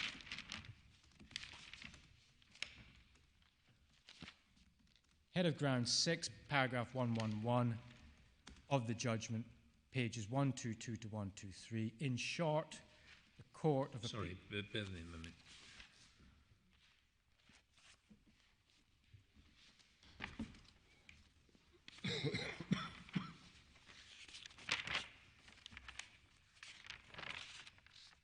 So you're on to ground 6? Ground 6, yes. Which is paragraph 116, did you say? Paragraph 111. Yes.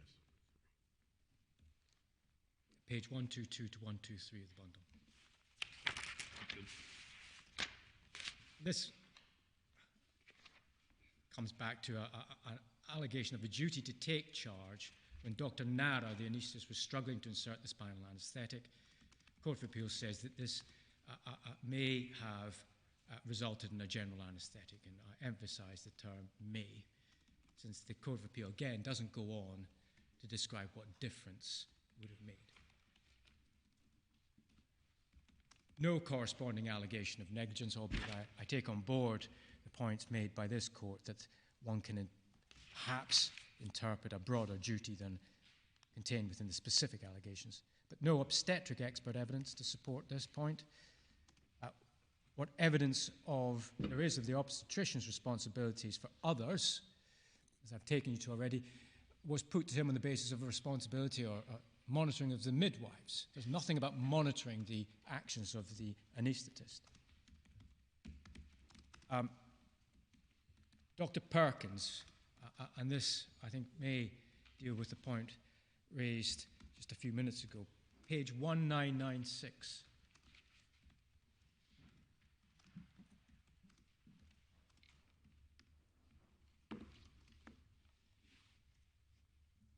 At the top of this page, fetus was not distressed, and that is clearly a relevant point to note. Then the urgency to get the baby out would be... Just give me the page number again. Yes, 1996. Sorry, thank you.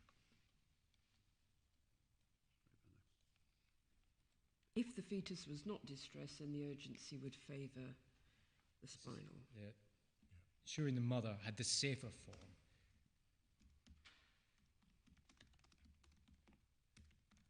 And we point to, as well, the standard operating procedures manual. Whose expert is this? This is the Dr Persad's. Right.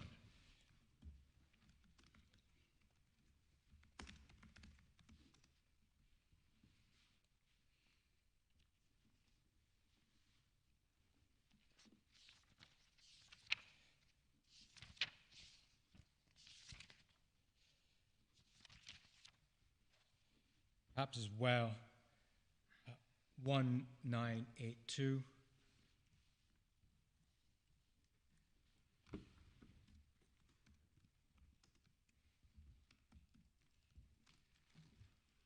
This is Dr Hermit Persad, the expert for the hospital. In 11G, middle of the page, I agree that the delay in delivering the baby, having made the decision at 9 o'clock, is unacceptable, but only if there was fetal distress. So the urgency of the delivery is dictated by a number of factors after the decision for caesarean section, of which fetal distress is clearly an important one. And the final reference is within the operating procedures manual 1686.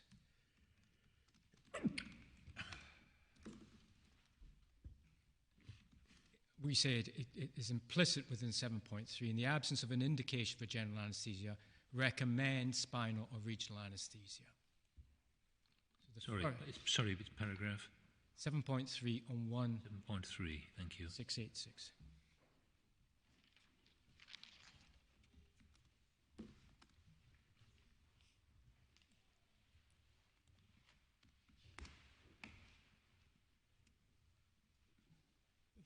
Final point that I make in relation to intervention with the anaesthetic is that it's a timeline. The anaesthetic, the commencement of the attempts at the spinal anaesthetic were at 11:40.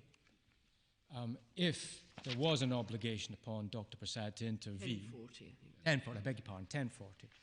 If there was an obligation to intervene, that would, by necessity, have been after 10:40. If that intervention was to generate the need for caesarean section, which could take up to 30 minutes to be carried out, then one is already at the time of delivery in any event.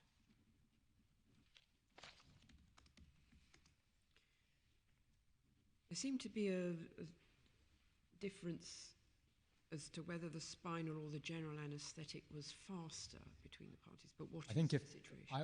we would accept from a standing start, general anaesthetic is going to be faster. But of course one needs to look, in this case, or it wasn't done, well, if the spinal anaesthetic, if you're looking at a situation of the balloon going up in theatre, what do you do if the spinal anaesthetic has already been attempted? Do you abandon it? Or have you reached a point whereby you're saying, well, look, we'll persist with the spinal anaesthetic because it's been commenced? That wasn't explored. And it's not possible to take a decision based upon a standing start and introduce it into the particular setting without testing it.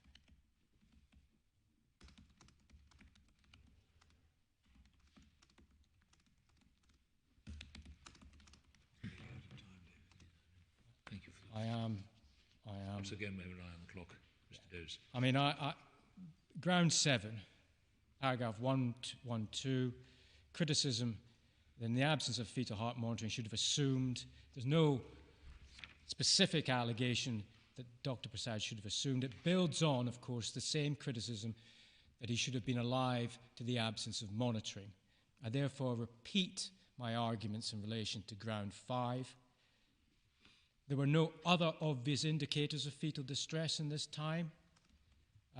The monitoring on the ward had shown no distress prior to the time of departure at 10:20, and the reference to meconium only appears at the time of delivery.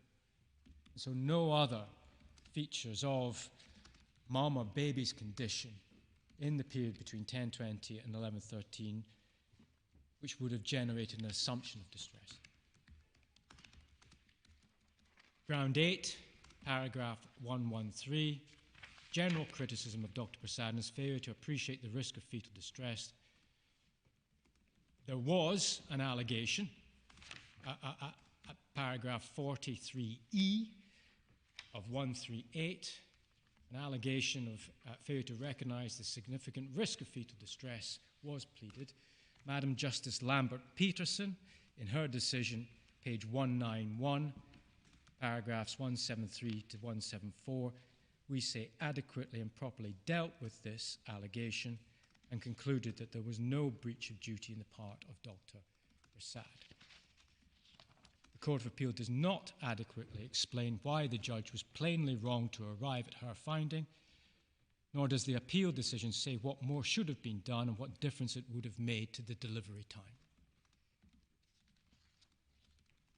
Ground 9, paragraph 114 of the Court of Appeal's decision, essentially a generalized allegation of failure to manage the process of delivery. Reference, we say, to the Standard Operating Procedures Manual, page 1686, which your Lordships and Ladyship have been taken to already. What specific failure, we say, is being alleged against Dr. Persad? The delays were caused, we suggest or submit, by the inefficient calling system, the delay in the administration of the anaesthetic by the anaesthetist, and can only have been expedited by an intervention which was not adequately pleaded or put to Dr. Persad at one of those junctures. Most likely, the claimant will say, at the point of the anaesthetist's attempts to deliver. But it comes back to the same point. It needed to be put to Dr. Persad squarely. It needed to be linked to a good case on causation, and neither of those steps were taken. The final ground of appeal, ground 10, relates to paragraphs 115, 116 of the Court of Appeal's decision. 115 concludes that Madam Justice Lambert-Peterson's finding in her paragraph 164 was inconsistent with her earlier finding that the caesarean section needed to be done as soon as practical. 164 says that the absence of fetal distress, it was reasonable to categorize the emergency caesarean section as category 3. We say there's no inconsistency between paragraphs 161 and 164 in circumstances where there was no fetal distress, certainly at the time of the decision being made on the ward, and no evidence, we suggest, that fetal distress should have been picked up by Dr. Persad in the period thereafter. Dr. Persad was correct to aim for delivery as soon as practical, based on the information that was available to him at 9 o'clock in the morning. I've referred the court to the different levels of urgency which are identified within the expert reports, and the inference of different levels of urgency within the Standard Operating Procedures Manual. Paragraph 115 criticises the doctor's absence from the theatre and circumstances where the fetal heart rate was not being monitored. I repeat my submissions in relation to grounds 4 and 5. Also point to the absence of any reasoning how greater presence in theatre would have changed the outcome. 116, it's a repetition of the same point. The caesarean section should have been done as soon as practical. We say the level of urgency was properly assessed at the time of the decision, and thereafter the delays that were encountered did not arise through any fault of Dr. Persad's. In conclusion, we invite this court to overturn the decision of the Court of Appeal. Court of Appeal did exactly what it threatened to do, as set out in the transcript of the appeal hearing at page 3134, and it disregarded the restraints upon an appellate court in overturning a first instance decision. We therefore invite this court to reverse that Court of Appeal decision insofar it relates to the appellant and restore the decision of Madam Justice Lambert-Peterson. Unless I can assist your Lordship's liege. Thank you, Mr. Davidson. We're grateful. Dr. Powers. May it please you, my lords, my lady. I'd invite you first to consider a few general circumstances. First, that Nicole Singh, the mother of the respondent, Christopher, went to Dr Persad, the appellant, in February of 2012 for him, as the consultant, to look after her delivery. It was he who chose St. Augustine Private Hospital, where the delivery was to be conducted. And from 5 a.m. on the morning of the 9th of September 2012, St. Augustine Private Hospital, I should refer to it as the hospital in the future, assumed a duty of care towards both the mother and the claimant. And at that juncture, at 5 onwards, at least until delivery at 11:13 the same day, both the consultant obstetrician and the hospital had a responsibility for the safe care and conduct of that delivery.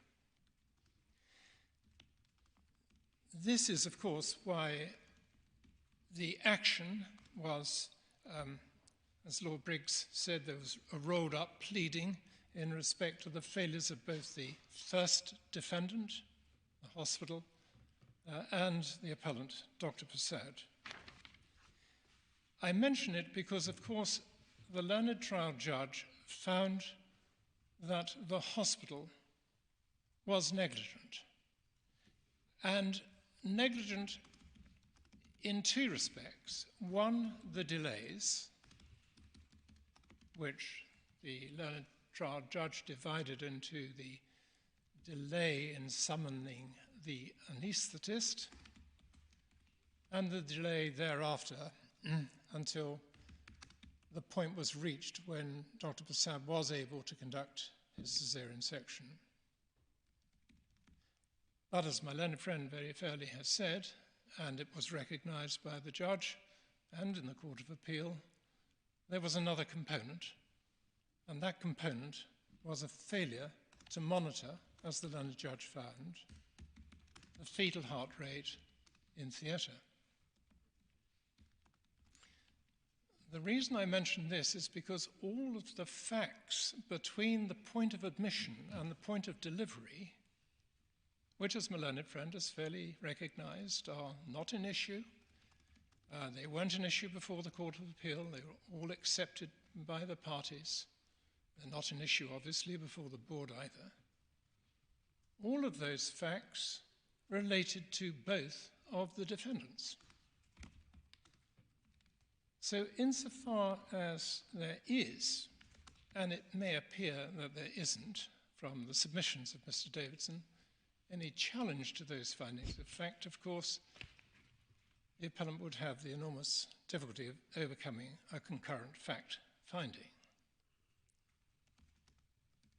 In fact, it is a matter of the inferences which the learned judge drew from the evidence.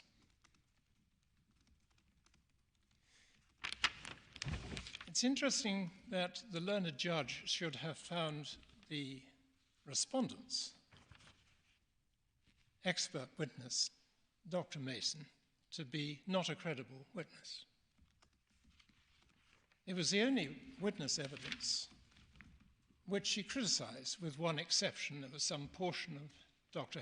Persad's evidence when he was suggesting monitoring couldn't be conducted in theatre, which the learned judge rejected. But Dr. Mason's evidence was rejected, save and only insofar that the evidence which he gave was in accord with the expert evidence of the other two obstetricians, Dr. Spencer and Dr. Persad. It's interesting, as I see it, that my learned friend should seek to rely upon a part of the evidence given by Dr. Mason in support of the, shall we say, unreliability of the reading of the fetal heart rate in respect to a situation where there is hypoxia. Insofar as the learned judge has rejected that because it does not accord, and I shall come to deal with that, with the evidence of the other two obstetricians whom the judge accepted, that submission, as we would say, falls completely flat. But turning to the points where there is no dispute, the first is the nature of this injury. Only the claimant at trial called the medical evidence relating to the cause of the injury. And that injury, principally given by the neuroradiologist, Dr. Forbes, was that looking at the scans of the claimant 3 years after birth, he was able to discern the nature of the injury in the brain. And indeed, there was no dispute about this. The Court of Appeal itself, in paragraph 4 of its own judgment, recognizes that there's no dispute.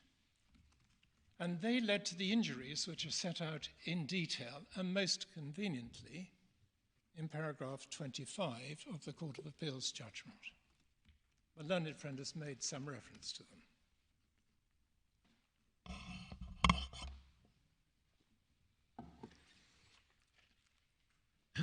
They were caused by a period of low oxygen, low perfusion. I'm careful to address only the terms that came up in evidence, known variously as prolonged partial hypoxic ischemia, meaning low blood flow. We can call it hypoxia. But over a period of time, because the nature of this injury was not a sudden cessation of all blood supply to the fetus. If I might put it this way, it was a strangulation, a slow strangulation, over a period of 60 or more minutes. I'm very grateful to my learned friend for recognizing, as he does, that the likely period over which this took place was 60 plus minutes. He includes post-delivery resuscitation, although, my lords, my lady, there is no evidence of that in any documents. But it doesn't matter, because what he is accepting, and is in any event our submission, that this strangulation period ran throughout all of the time from 10:20 until delivery. And as the Court of Appeal found, that even the record at 10:20 was not likely to be reliable. But I don't need, in making our submissions... Why was it not likely to be reliable? Because, my lady, if one were to run the 60 plus minutes back from 11:15, it would... That's why I was asking about Yes, indeed. May I come to it? Sorry. Because I understand... Well, in fact, I'll deal with it immediately. The issue here is how does one approach ascertaining whether or not there is any fetal distress. And, my lady, if you would turn, please, to the learned judge's judgment. It's at page 195 and at paragraph 187.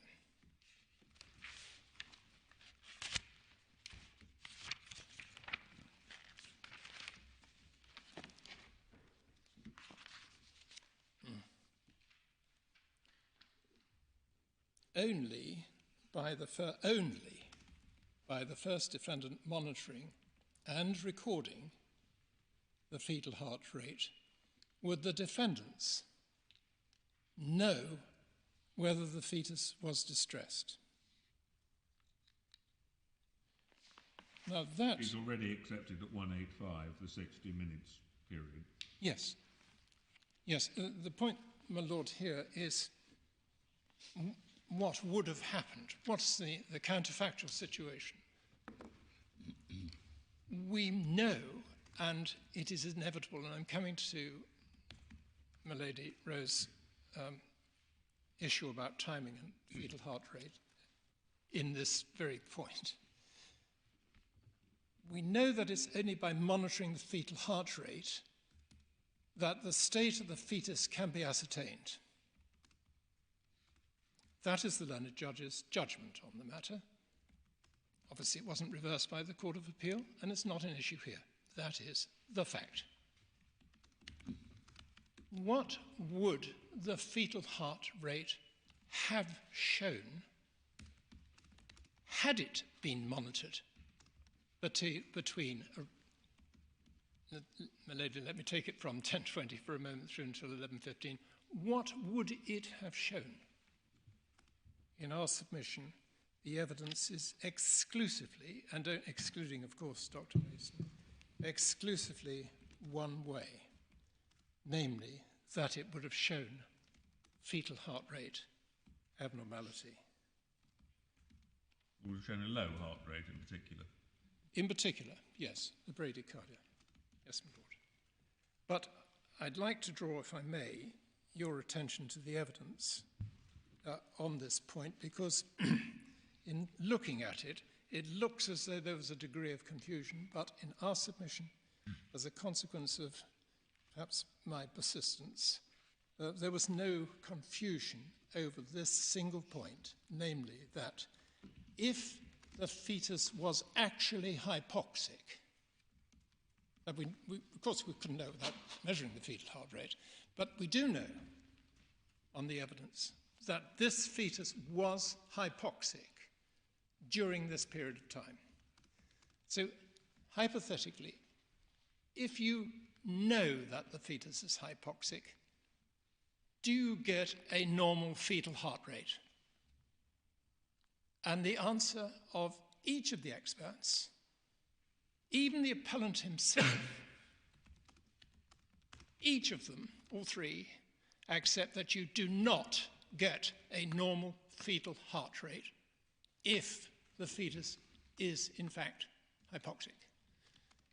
The conclusion from that can only be that if you were to monitor during this period when there was hypoxia, the fetal heart rate would have been abnormal and would have shown, as my Lord Legate has identified, it would have shown that there was a problem with this fetus, because it was only by monitoring the fetal heart rate that we can know.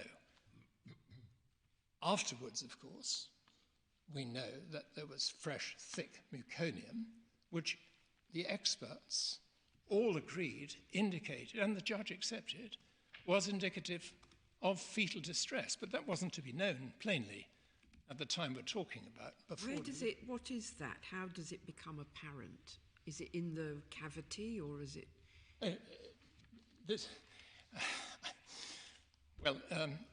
The answer, this was a caesarean section. It would have been seen as the membranes and the liquor were evacuated when the baby was removed from the womb. Yes, that's what I meant. It's in the... when you pick the baby out of the womb, yes, through the incision, yes, then you see this stuff then. Absolutely, my lady. That's exactly right.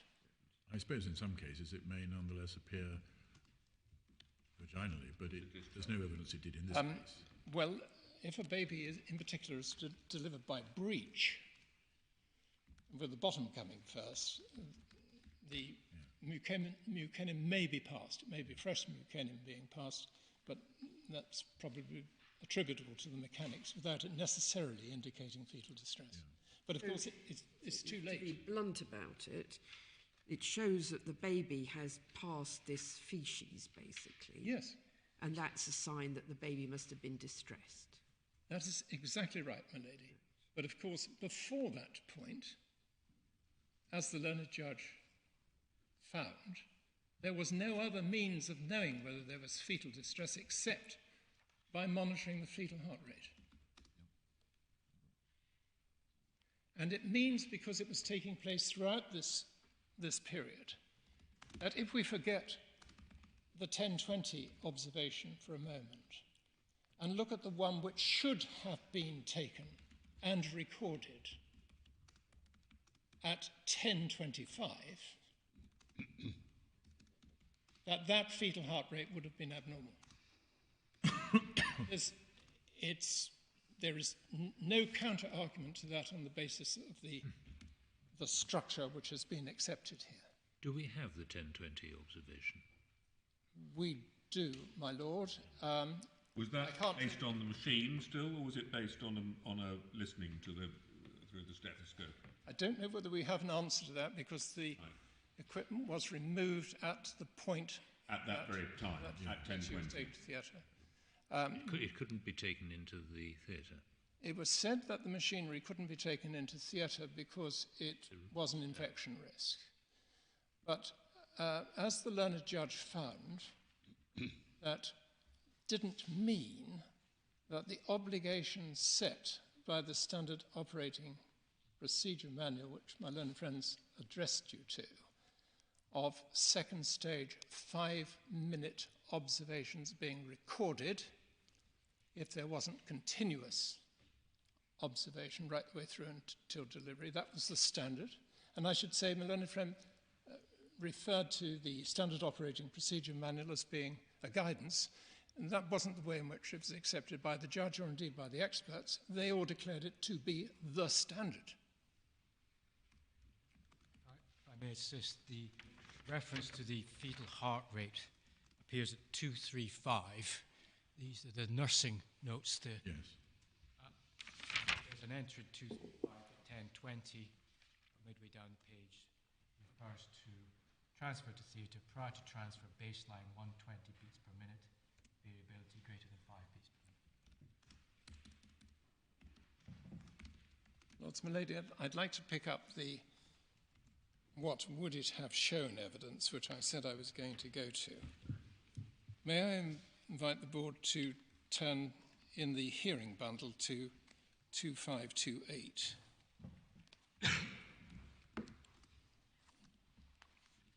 So to say 2528? That is correct. Thank you. Yes.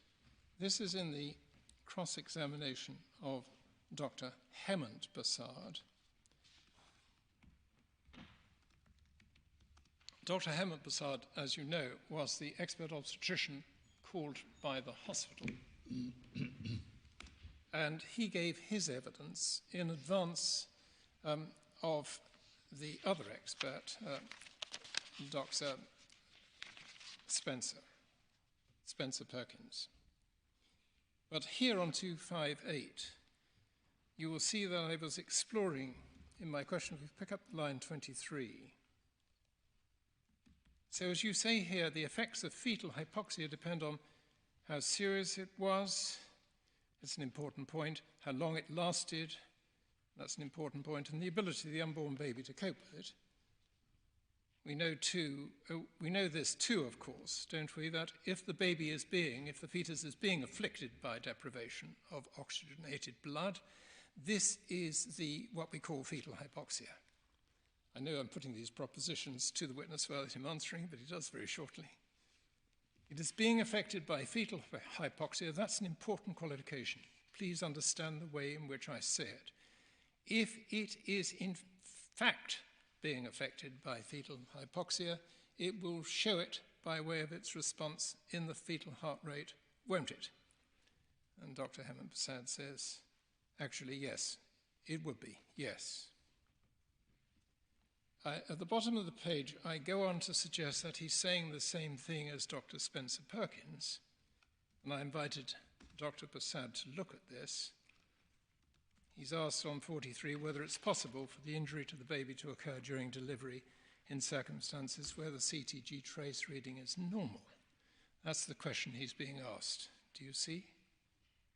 The question is at the foot of... The question starts at the foot of 258, my lord. 528. I'm so sorry. 2528, yes. And goes over to the top of the next page. But I hope I'm going to make it sufficiently clear by picking points out of this. If you go now to line 18, I'm still asking, of course, Dr. Persad this question. Then, of course, we should ask him about this, that's Dr. Spencer Perkins, that he has chosen in only one part of his report to put something in block capitals, by way perhaps of emphasis. And then I quote, however, it is recognized that hypoxia acidosis has not been documented shortly after a normal CTG tracing. So I then ask him to look at it in a slightly different way at line 29. Now, this is the issue I want to suggest to you, that fetal heart tracings are all very well. They may show something which looks as though the fetus is in distress, but in any event, a fetus is born and everything is fine. That happens, doesn't it? Yes.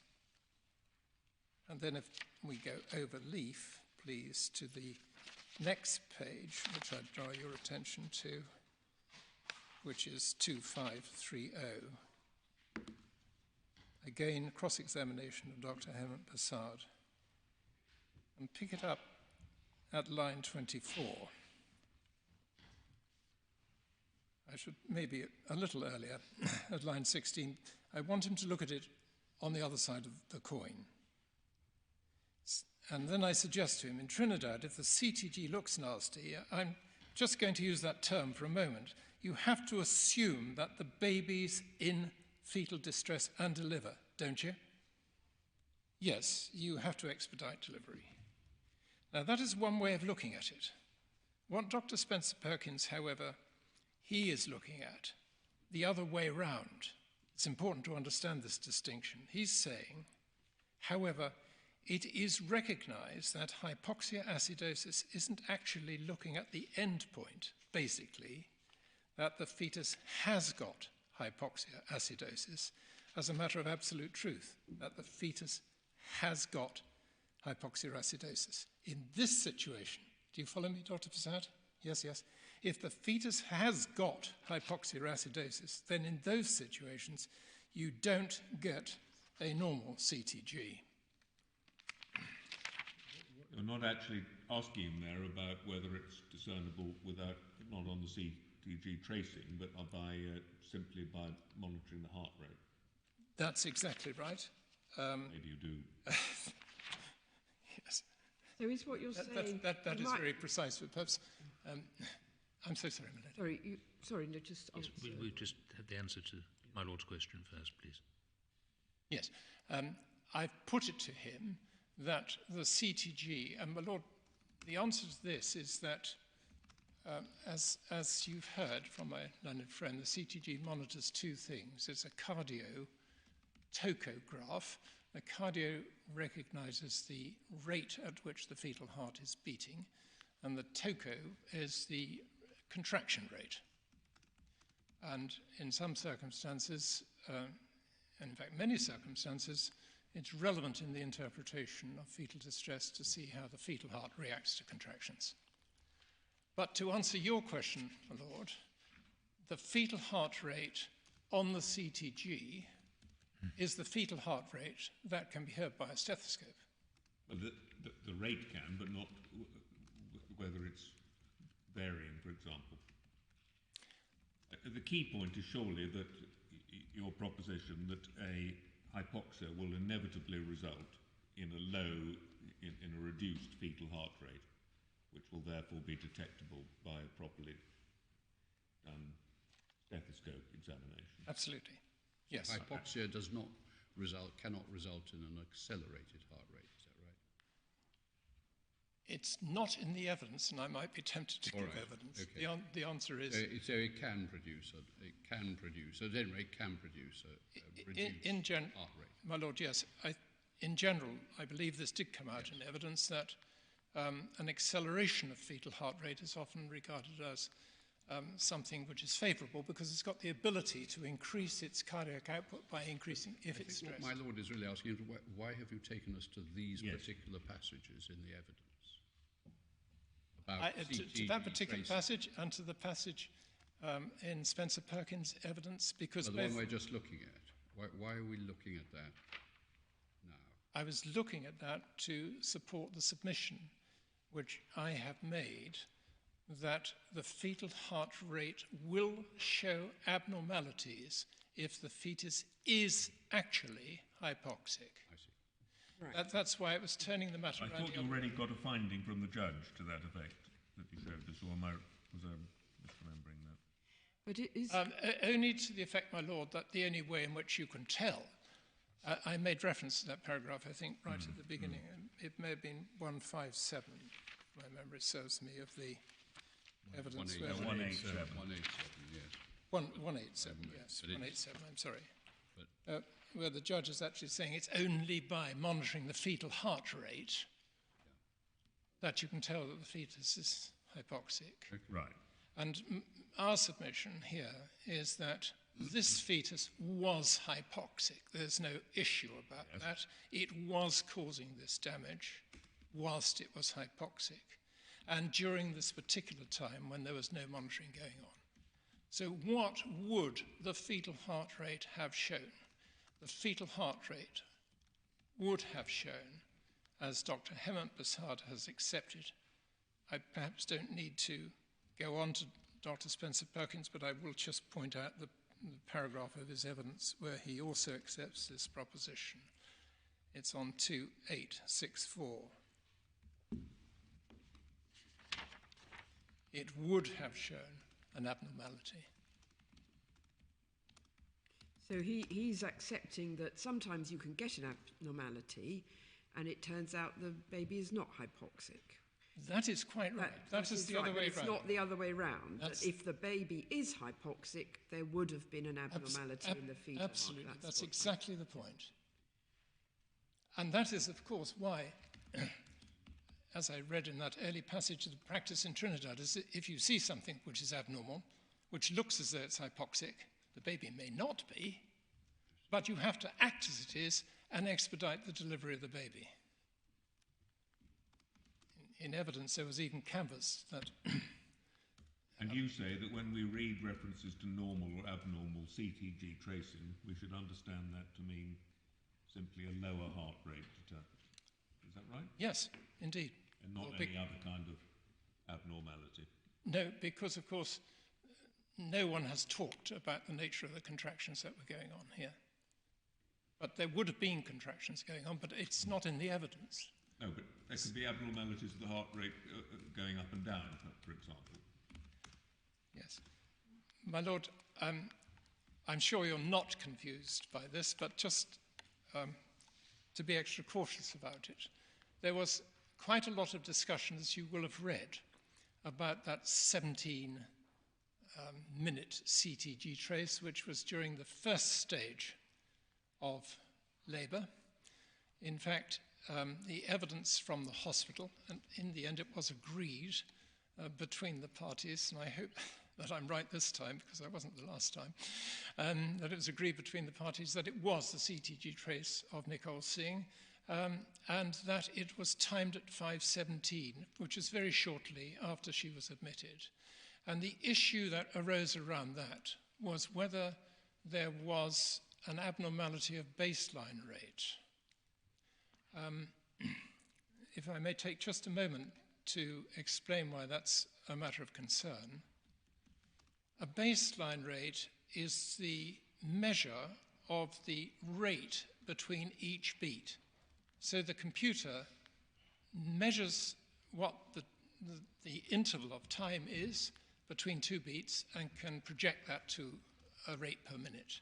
And that measure between every single beat varies. It's called baseline variability because the fetus is well. But in the first stage of pregnancy, with which we're not concerned for this purpose, because we're going from 9 a.m. onwards, in the first stage, if that is flat for a significant period of time, it can be indicative of fetal distress. But the time has to be prolonged, 45, even 90 minutes. It's not the variability which we're talking about in second stage.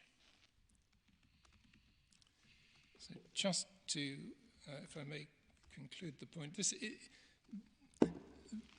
the reason this is, as in our submission, such an important point is first that it's recognized by the Standard Operating Procedure Manual.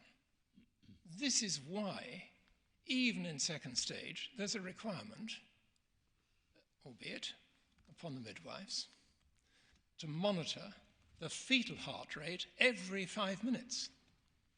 That must have a purpose, and the purpose is to inform, as the learned judge found, that this monitoring was necessary. The monitoring was necessary to inform the obstetrician about the health of the fetus and the mother. Without the monitoring, there is no means of knowing what the health of the fetus is. And this is on a background of a decision to make a caesarean section at 9 a.m., the decision, because the attempt at forceps delivery had failed. Milady, addressing a question I believe you raised, what were the causes of fetal distress? Certainly percolated throughout, this is the hypoxia one, but Persad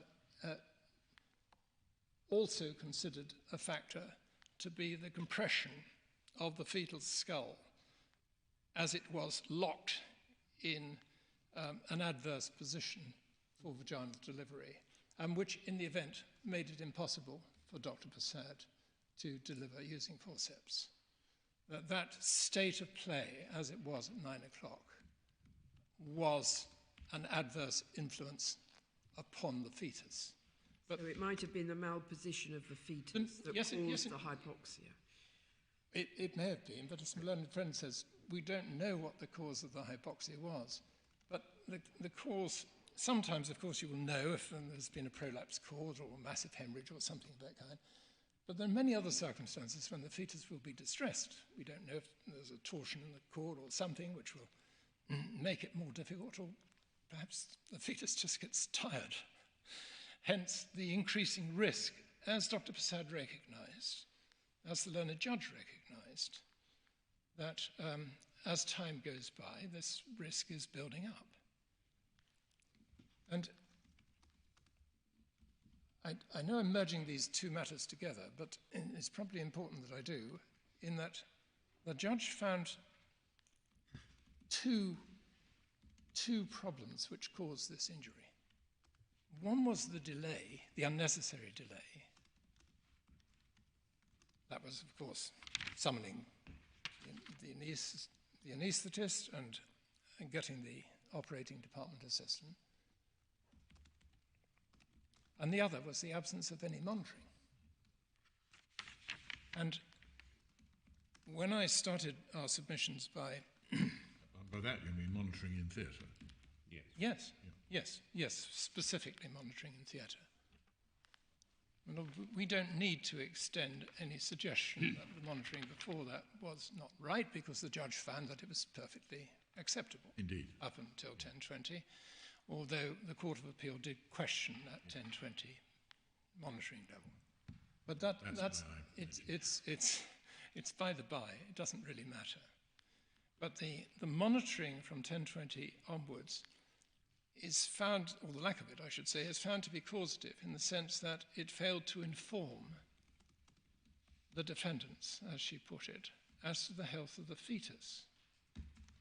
And because the defendants were not informed as to the health of the fetus,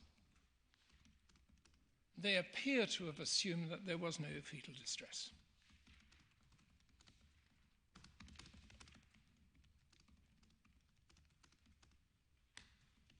Because... But I think the point put against you is, where was it alleged that Dr Persad should have informed himself and failed to do so? The general point is... As far as I can understand it, the case made is not so much that that might not have been negligent, but that it wasn't a case you actually made and put to him and that was supported by evidence. Very well. So far as the pleading is concerned, it's sufficiently general, because the allegation was one of delay. And that, in our submission, covers the point. My Lord, you also picked up another part in the amended statement of claims. Well, there is a general allegation in the pleading, yes, about not more. But so far as putting it to Dr Persad is concerned, that is a matter which we most certainly did put to Dr Persad. My Lord, could I deal with that point immediately by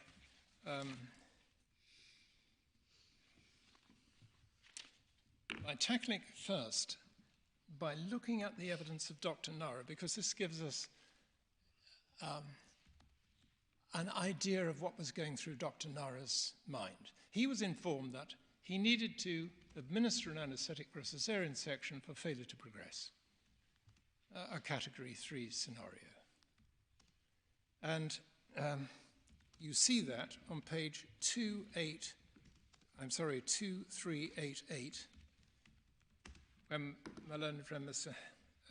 Ravi Hefferstone was examining in chief Dr Narra, who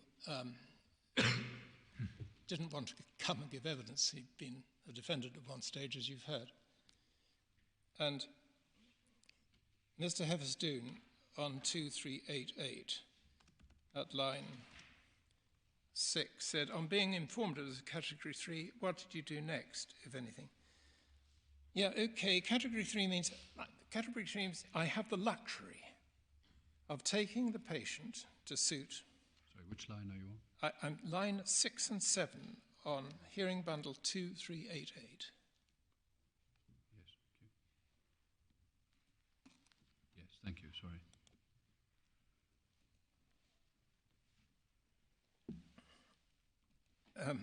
I have the luxury of taking the patient to suit. I'm not sure what was being said there. Suit means what is in the best interest of the patient. You see, if it is fetal distress, patient has no choice. And then he unfolds that more right the way through the rest of that page, which I'm not going to read, but would invite you to note is worth reading again, and 2389, where I will pick it up at line 5. This deals with the theatre assistant. Dr Narra is saying, yeah, at line 5, he is called as a theatre assistant. His job is to assist the anaesthetist, to assist the surgeon, to assist the scrub nurse, and also clean the theatre, and you know. Plus, he is familiar with what things, like sutures and stuff, where they are, the instruments, where they are, so that way he was important to us. So without him, I would not proceed.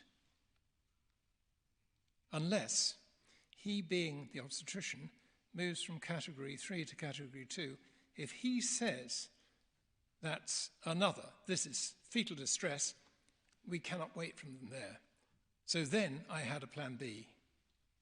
That plan B is to get help, whatever help is available, best possible help, and organize myself and explain to the surgeon and patient, okay, in situations like this, now we want to proceed by putting you to sleep, not going with spinal anymore, so because it's category 2.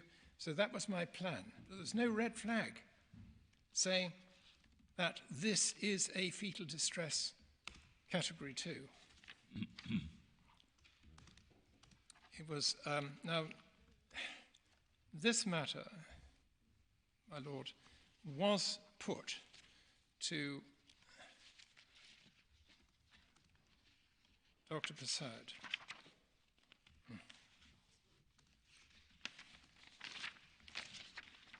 May I invite you to turn to page 2760 in the hearing bundle.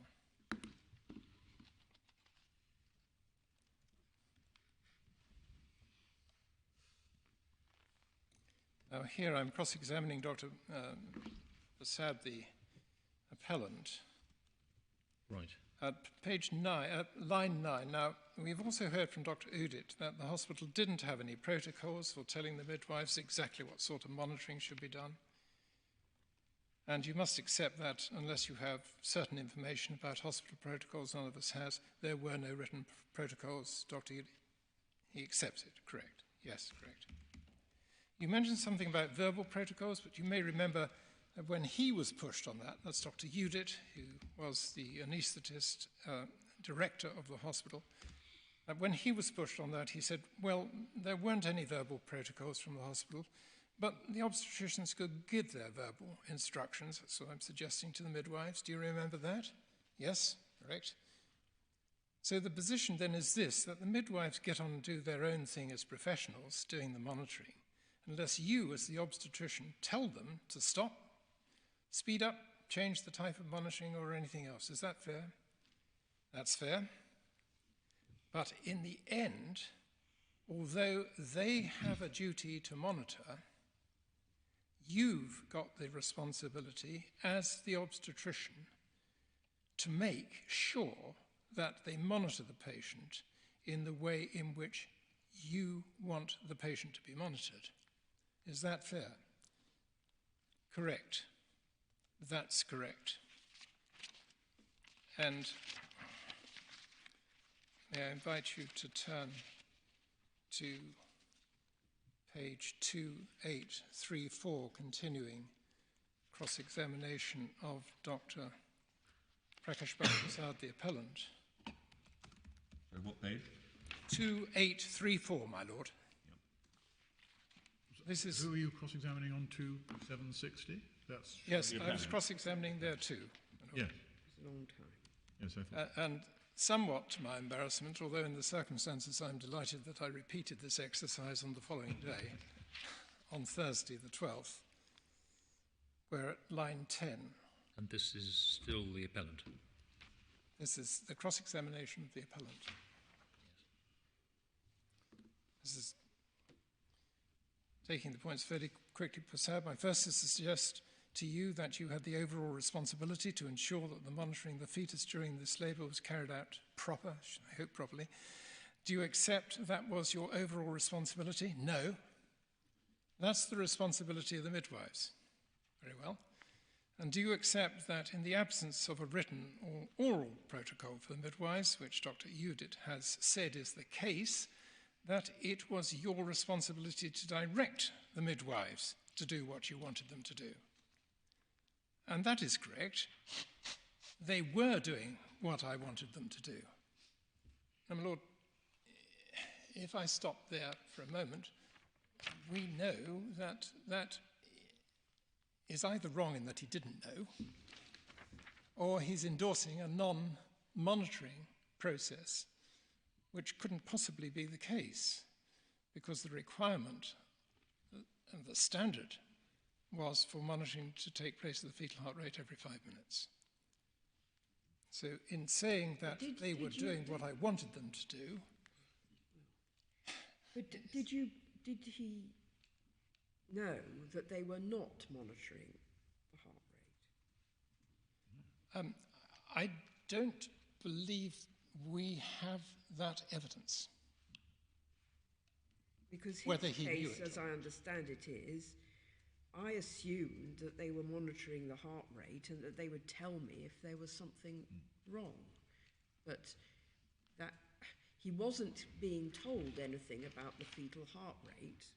And the mismatch is that he assumed, or so I gather, he says he assumed that that was because it was fine. But I don't know. I would have thought, but then I don't know, that you would see if they were putting a stethoscope on the mother's tummy every 5 minutes or not? Or Lady, certainly, because, of course... Is that what they do, that they would Yes. actually be putting a stethoscope Absolutely. on her stomach to Yes. listen to the heart rate? Yes, there are different types of stethoscopes used for that process, but it can be done without having a CTG machine in theatre, Yeah. which is what the learned judge found, and which the learned judge found should have been happening, and which the Standard Operating Procedure Manual did not exclude Right. in Trinidad, where in Trinidad they Right, don't but take... my point is, could he have said, I assume that they were monitoring the heart rate with a stethoscope, and then someone would have said, but you were looking at her stomach for an hour, in and out, and nobody was doing anything to her? Or is it something they could have been doing and it wouldn't have been obvious that they were or weren't doing it? That's what I'm trying to get at. Yes, yes. An issue, a principal issue, in fact it may be even the major issue so far as this appeal is concerned, is the scope of the responsibilities of Dr Persad to advise, to direct, and to ensure. Now, if he knew they weren't monitoring, he should have told them to monitor, because it's his duty to advise the nursing staff. There was no protocol if he knew they weren't monitoring. But we know from the finding of the learned judge that there was no monitoring going on. But Dr. Powers, did you explore this with him? I mean, you've shown us these passages, but did you go on to explore with him what he was and wasn't doing? Yes, insofar as, if I may continue to follow down this page which we're looking at. We've rather run over, Dr. Powers. I think we'd better resume at 2 o'clock. Very well. Mr. Davidson was given an extra 20 minutes, so you must certainly be given an extra 20 minutes. I would hope I don't need it, but I might. Right. There we are. Well, we'll resume at 2 o'clock. We're very grateful.